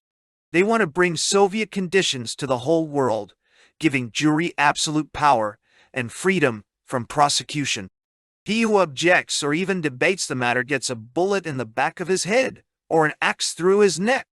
There is no worse tyranny than this. This is the epitome of the public and secret disgrace that Jewry inflicts on the nations that deserve freedom. That is all long behind us. Yet it still threatens us in the distance. We have, it is true, entirely broken the power of the Jews in the Reich, but they have not given up. They did not rest until they had mobilized the whole world against us. Since they could no longer conquer Germany from within, they want to try it from without. Every Russian, English, and American soldier is a mercenary of this world conspiracy of a parasitic race. Given the current state of the war, who could still believe that they are fighting and dying at the front for the national interests of their countries? The nations want a decent peace, but the Jews are against it. They know that the end of the war would mean the dawning humanity's knowledge of the unhealthy role that international Jewry played in preparing for and carrying out this war. They fear being unmasked, which has in fact become unavoidable and must inevitably come, just as the day follows the night. That explains their raging bursts of hatred against us, which are only the result of their fear and their feelings of inferiority. They are too eager, and that makes them suspicious. International Jewry will not succeed in turning this war to its advantage. Things are already too far along. The hour will come in which all the peoples of the earth will awake, and the Jews will be the victims. Here, too, things can only go so far. It is an old, often used method of international Jewry to discredit education and knowledge about its corrupting nature and drives, thereby depending on the weaknesses of those people who easily confuse cause with effect. The Jews are also masters at manipulating public opinion, which they dominate through their network of news agencies and press concerns that reaches throughout the world. The pitiful illusion of a free press is one of the methods they use to stupefy the publics of enemy lands. If the enemy press is as free as it pretends to be, let it take an open position, for or against, on the Jewish question. Well, it will not do that because it cannot and may not do so. The Jews love to mock and criticize everything except themselves, although everyone knows that they are most in need of public criticism. This is where the so-called freedom of the press in enemy countries ends. Newspapers, parliaments, statesmen, and church leaders must be silent here. Crimes and vices, filth and corruption are covered by the blanket of love. The Jews have total control of public opinion in enemy countries, and he who has that is also master of all of public life. Only the nations that have to accept such a condition are to be pitied. The Jews mislead them into believing that the German nation is backward. Our alleged backwardness is actually proof of our progress. We have recognized the Jews as a national and international danger, and from this knowledge have drawn compelling conclusions. This German knowledge will become the knowledge of the world at the end of this war. We think it our primary duty to do everything in our power to make that happen. Humanity would sink into eternal darkness. It would fall into a dull and primitive state were the Jews to win this war. They are the incarnation of that destructive force that in these terrible years has guided the enemy war leadership in a fight against all that we see as noble, beautiful, and worth keeping. For that reason alone, the Jews hate us. They despise our culture and learning, which they perceive as towering over their nomadic worldview. They fear our economic and social standards, which leave no room for their parasitic drives. They are the enemy of our domestic order, which has excluded their anarchistic tendencies. Germany is the first nation in the world that is entirely free of the Jews. That is the prime cause of its political and economic balance. Since their expulsion from the German national body has made it impossible for them to shake this balance from within, they lead the nations they have deceived in battle against us from without. It is fine with them. In fact, it is part of their plan that Europe in the process will lose a large part of its cultural values. The Jews had no part in their creation. They do not understand them. A deep racial instinct tells them that since these heights of human creative activity are forever beyond their reach, they must attack them today with hatred. The day is not distant when the nations of Europe, yes, even those of the whole world, will shout, "The Jews are guilty for all our misfortunes." They must be called to account, and soon and thoroughly. International Jewry is ready with its alibi. Just as during the Great Reckoning in Germany, they will attempt to look innocent and say that one needs a scapegoat, and they are it. But that will no longer help them, just as it did not help them during the National Socialist Revolution. The proof of their historical guilt, in details large and small, is so plain that it can no longer be denied, even with the most clever lies and hypocrisy. Who is it that drives the Russians, the English, and the Americans into battle and sacrifices huge numbers of human lives in a hopeless struggle against the German people? The Jews. Their newspapers and radio broadcasts spread the songs of war, while the nations they have deceived are led to the slaughter. Who is it that invents new plans of hatred and destruction against us every day, making this war into a dreadful case of self-mutilation and self-destruction of European life and its economy, education, and culture? The Jews, who devised the unnatural marriage between England and the USA on one side and Bolshevism on the other, building it up and jealously ensuring its continuance. Who covers the most perverse political situations with cynical hypocrisy from a trembling fear that a new way could lead the nations to realize the true causes of this terrible human catastrophe. The Jews, only the Jews. They are named Morgenthau and Lehman 27 and stand behind Roosevelt as a so-called brain trust. They are named Melchet 28, Dan Sassoon 29, and serve as Churchill's moneybags and order givers.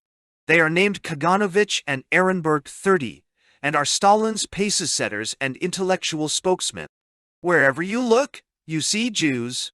They march as political commissars behind the Red Army and organize murder and terror in the areas conquered by the Soviets.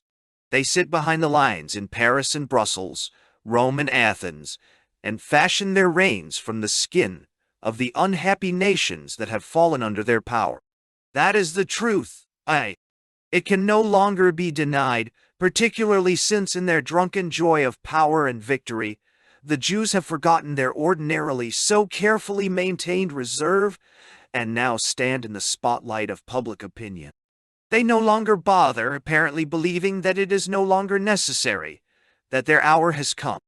And this is their mistake, which they always make when think themselves near their great goal of anonymous world domination. Throughout the history of the nations, whenever this tragic situation developed, a good providence saw to it that the Jews themselves became the grave diggers of their own hopes. They did not destroy the healthy peoples, but rather the sting of their parasitic effects brought the realization of the looming danger to the forefront and led to the greatest sacrifices to overcome it. At a certain point, they become that power that always wants evil but creates good. It will be that way this time too. The fact that the German nation was the first on earth to recognize this danger and expel it from its organism is proof of its healthy instincts. It therefore became the leader of a world struggle whose results will determine the fate and the future of international Jewry. We view with complete calm the wild Old Testament tirades of hatred and revenge of Jews throughout the world against us. They are only proof that we are on the right path. They cannot unsettle us. We gaze on them with sovereign contempt, and remember that these outbursts of hate and revenge were everyday events for us in Germany, until that fateful day for international Jewry, 30 January 1933, when the world revolution against the Jews that threatened them, not only Germany, but all the other nations, began. It will not cease before it has reached its goal. The truth cannot be stopped by lies or force. It will get through. The Jews will meet their Cannae at the end of this war. Not Europe, but rather they will lose. They may laugh at this prophecy today, but they have laughed so often in the past, and almost as often they stopped laughing sooner or later. Not only do we know precisely what we want, we also know precisely what we do not want. The deceived nations of the earth may still lack the knowledge they need, but we will bring it to them. How will the Jews stop that in the long run?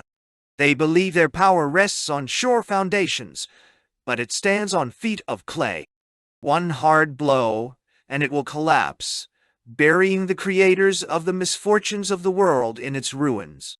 The year 2000. Lead article in Das Reich magazine, February 25, 1945. The three enemy war leaders, American sources report, have agreed at the Yalta Conference 31 to Roosevelt's proposal for an occupation program that will destroy and exterminate the German people up until the year 2000. One must grant the somewhat grandiose nature of the proposal. It reminds one of the skyscrapers in New York that soar high into the sky, and whose upper stories sway in the wind. What will the world look like in the year 2000? Stalin, Churchill, and Roosevelt have determined it, at least insofar as the German people are concerned. One may, however, doubt if they and we will act in the predicted manner. No one can predict the distant future, but there are some facts and possibilities that are clear over the coming 50 years. For example, none of the three enemy statesmen who developed this brilliant plan will still be alive. England will have at most 20 million inhabitants. Our children's children will have had children, and the events of this war will have sunk into myth. One can also predict with a high degree of certainty that Europe will be a united continent in the year 2000. One will fly from Berlin to Paris for breakfast in 15 minutes, and our most modern weapons will be seen as antiques and much more. Germany, however, will still be under military occupation according to the plans of the Yalta Conference, and the English and Americans will be training its people in democracy. How empty the brains of these three charlatans must be, at least in the case of two of them. The third, Stalin, follows much more far-reaching goals than his two comrades. He certainly does not plan to announce them publicly, but he and his 200 million slaves will fight bitterly and toughly for them. He sees the world differently than do those plutocratic brains. He sees a future in which the entire world is subjected to the dictatorship of the Moscow International, which means the Kremlin. His dream may seem fantastic and absurd, but if we Germans do not stop him, it will undoubtedly become reality. That will happen as follows. If the German people lay down their weapons, the Soviets, according to the agreement between Roosevelt, Churchill, and Stalin, would occupy all of East and Southeast Europe, along with the greater part of the Reich. An iron curtain would fall over this enormous territory controlled by the Soviet Union, behind which nations would be slaughtered. The Jewish press in London and New York would probably still be applauding.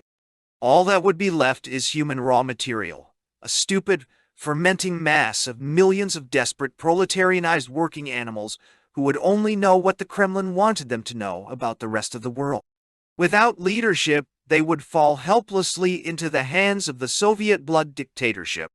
The remainder of Europe would fall into chaotic political and social confusion that would prepare the way for the Bolshevization that will follow. Life and existence in these nations would become hell, which was after all the point of the exercise. Aside from domestic problems of economic, social, and political nature, England would suffer a declining population that would leave it even less able to defend its interests in Europe and the rest of the world than it is today. In 1948, Roosevelt's campaign for re-election would fail, just as Wilson's did after the First World War, and a Republican isolationist would become president of the USA. His first official act would likely be to withdraw American troops from the European witch's kettle. The entire population of the USA would doubtless approve. Since there would be no other military power on the continent, in the best case, 60 British divisions would face 600 Soviet divisions. Bolshevism certainly would not have been idle during the period. A labor government, perhaps even a radical half-Bolshevist one, would be in power in England. Under the pressure of public opinion whipped up by the Jewish press and a people weary of war, it would soon announce its lack of interest in Europe. How fast such things can happen is clear from the example of Poland today. The so-called Third World War would likely be short, and our continent would be at the feet of the mechanized robots from the steppes. That would be an unfortunate situation for Bolshevism. It would, without doubt, leap over to England and set the land of classic democracy ablaze. The Iron Curtain would fall once more over this vast tragedy of nations. Over the next 5 years, hundreds of millions of slaves would build tanks, fighters, and bombers. Then the general assault on the USA would begin. The Western Hemisphere, which despite lying accusations we have never threatened, would then be in the gravest danger. One day, those in the USA will curse the day in which a long-forgotten American president released a communique at a conference at Yalta, which will long since have sunk into legend. The democracies are not up to dealing with the Bolshevist system, since they use entirely different methods. They are as helpless against it as were the bourgeois parties in Germany over against the communists before we took power. In contrast to the USA, the Soviet system needs to take no regard for public opinion or its people's living standard. It therefore has no need to fear American economic competition, not to mention its military. Even were the war to end as Roosevelt and Churchill imagine, the plutocratic countries would be defenseless before the competition from the Soviet Union on the world market, unless they decided to greatly reduce wages and living standards. But if they were to do that, they would not be able to resist Bolshevist agitation. However things turn out, Stalin would always be the winner and Roosevelt and Churchill the losers. The Anglo-American war policy has reached a dead end. They have called up the spirits and can no longer get rid of them.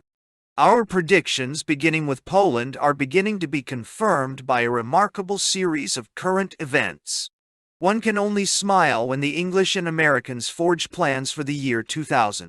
They will be happy if they survive until 1950. No thinking Englishman fails to see this today. The British Prime Minister wore a Russian fur coat at the Yalta conference. This aroused unhappy comment in the English public. When the London news agencies later reported that it was a Canadian fur coat, no one believed them. People saw in the matter a symbol of England's subordination to the Kremlin's will. What happened to the days when England had an important, even decisive say in world affairs? An influential American senator recently remarked, "England is only a small appendix to Europe." His comrades treat it that way already. Has it deserved any better?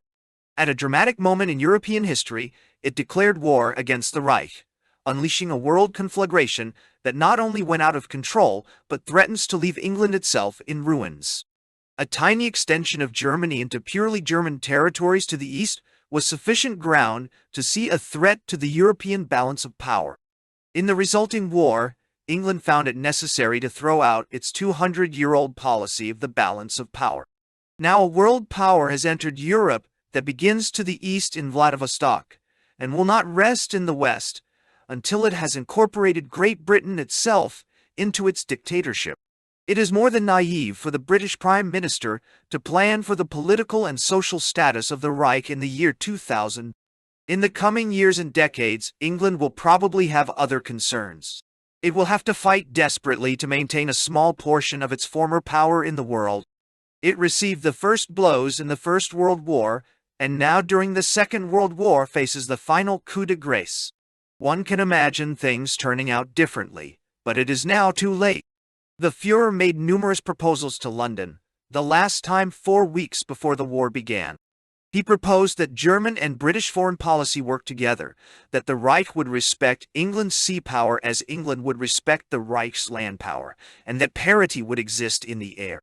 Both powers would join in guaranteeing world peace, and the British Empire would be a critical component of that peace. Germany would even be ready to defend that empire with military means if it were necessary. Under such conditions, Bolshevism would have been confined to its original breeding grounds. It would have been sealed off from the rest of the world. Now Bolshevism is at the Oder River. Everything depends on the steadfastness of German soldiers. Will Bolshevism be pushed back to the east, or will its fury flood over Western Europe? That is the war situation. The Yalta Communique does not change things in the least. Things depend only on this crisis of human culture. It will be solved by us, or it will not be solved at all. Those are the alternatives. We Germans are not the only ones who say this. Every thinking person knows that today, as so often in the past, the German people have a European mission. We may not lose our courage, even though the mission brings with it enormous pain and suffering. The foolish know-it-alls have brought the world more than once to the edge of the abyss. At the last moment, the sight of the terrifying misery alarmed humanity enough for it to take the decisive step backwards at the critical moment. That will be the case this time as well. We have lost a great deal in this war. About all we have left are our military forces and our ideals. We may not give these up. They are the foundation of our existence and of the fulfillment of our historical obligations. It is hard and terrible, but also honorable. We were given our duty because we alone have the necessary character and steadfastness. Any other people would have collapsed. We, however, like Atlas, carry the weight of the world on our shoulders, and do not doubt. Germany will not be occupied by its enemies in the year 2000. The German nation will be the intellectual leader of civilized humanity. We are earning that right in this war. This world struggle with our enemies will live on only as a bad dream in people's memories. Our children and their children will erect monuments to their fathers and mothers for the pain they suffered, for the stoic steadfastness with which they bore all, for the bravery they showed, for the heroism with which they fought, for the loyalty with which they held to their Führer and his ideals in difficult times. Our hopes will come true in their world, and our ideals will be reality. We must never forget that when we see the storms of this wild age reflected in the eyes of our children, let us act so that we will earn their eternal blessings, not their curses. Resistance at any price. Lead article in Das Reich Magazine, April 22, 1945. The war has reached a stage at which only the full efforts of the nation and of each individual can save us. The defense of our freedom no longer depends on the army fighting at the front. Each civilian, each man and woman and boy and girl must fight with unequaled fanaticism. The enemy expects that, once his tanks have broken through, they will find no resistance. He believes that we will be so disconcerted by his material superiority that we will let things take their course, without caring how they turn out. We must prove the enemy's hopes wrong. No village and no city may give in to the enemy. The enemy is strong, but not strong enough to hold all the territory of the Reich without our help. If he persuades us to capitulate, he will have an easy time with us. The enemy has laid waste to our cities and provinces through the worst and most terrible bombing terror. As long as we are determined to resist at all costs, we cannot be beaten, and for us not being beaten means to be victorious. This war of nations demands heavy sacrifice. Still, those sacrifices do not begin to compare with those we would be forced to bring if we lose. The enemy naturally wants to make his battle against the Reich as easy and safe as possible, and hopes to diminish our morale by seductive agitation. That is poison for weak souls. He who falls for it proves he has learned nothing from the war. He thinks it possible to take the easy road when only the hard path leads to freedom. They are the same doubting souls who have no sense of national honor and think nothing of living under the clubs of Anglo-American banking Jews, accepting charity from their hands. In other words, they are the rubbish of our nation, who nonetheless give the enemy an entirely false idea of this people. One sees how the English and American newspapers have fun with them, mocking and scorning them, and comparing them with a brave nation fighting for its life. That nation which has demonstrated heroism and more heroism has only one wish when reading these accounts: to kill them. They deserve nothing else. One cannot even claim that they do not know what they are doing. They have to know it, for they have been told often enough, even by the enemy, should they not want to believe us. In the midst of 1,000 battles, burdens, and defeats, our people stand unbroken.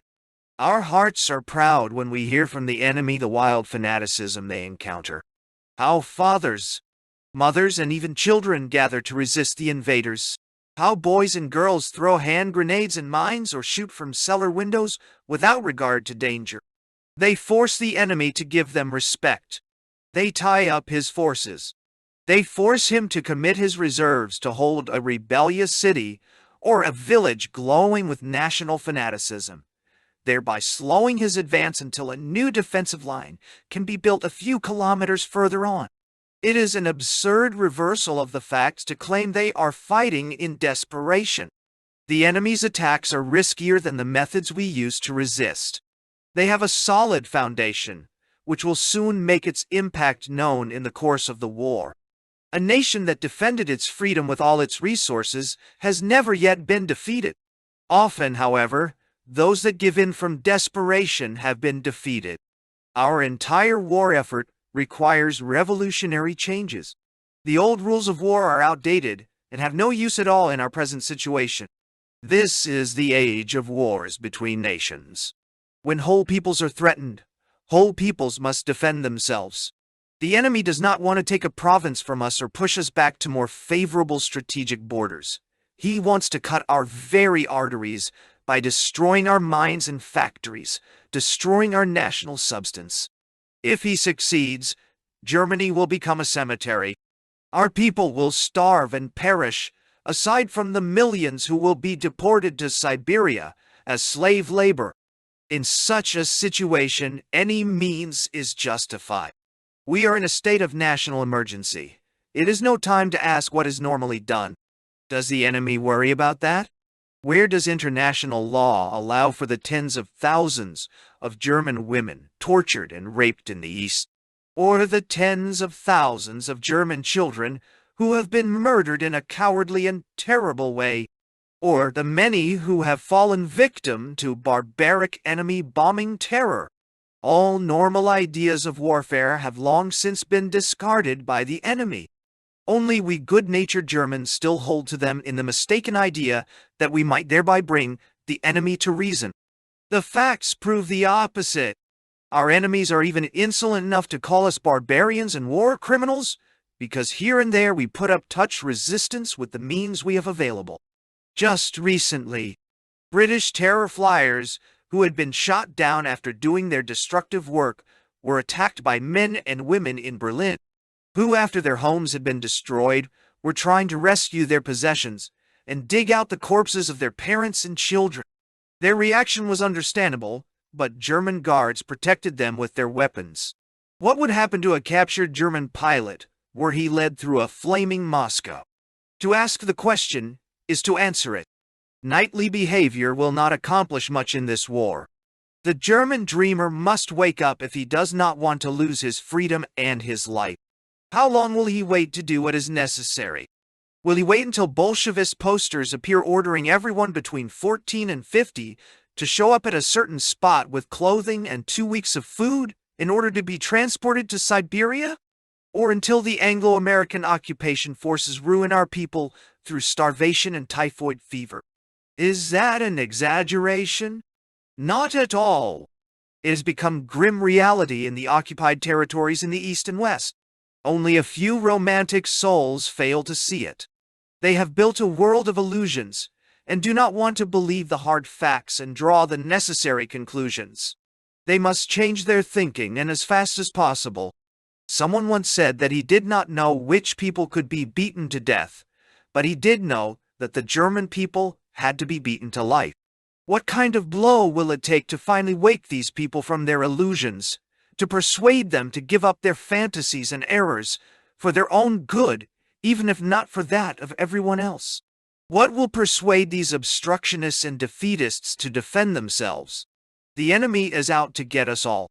The London papers recently reported that Anglo-American officers viewed with contempt the owners of the houses where they were quartered. They were buying German-English dictionaries in order to parley. Only the domestic servants refused to behave in so unworthy a manner. What can one say about such creatures? Beating them seems the only possible solution. Thank God, these are isolated events. What can a German think about people who have had their property destroyed, and who have been told they will be tortured in the manner of the Middle Ages, who still want to have a pleasant conversation with their conquerors? Why do we mention these examples? In order to protect healthy people against infection. Were they to succumb, it would all be over. We would have no salvation, no future. We must help ourselves if we are to receive any help at all. It is more than naive to hope that the enemy will help us. We still have enough means and opportunities to defend ourselves and to bring the war to a successful conclusion if we only use them. This is the center of our efforts. Each must start with himself, banishing all weakness and lethargy. He must stand firm and give an example to others. He must be on guard when he hears defeatism. He must be a man and act, work, and fight until we have overcome the gravest crisis of this war. We do not know how long that will take, only that it is necessary if we wish to live. That is true for every German, whether at the front or at home. No one can leave it to everyone else. We are all in the same boat that is plowing through the storm.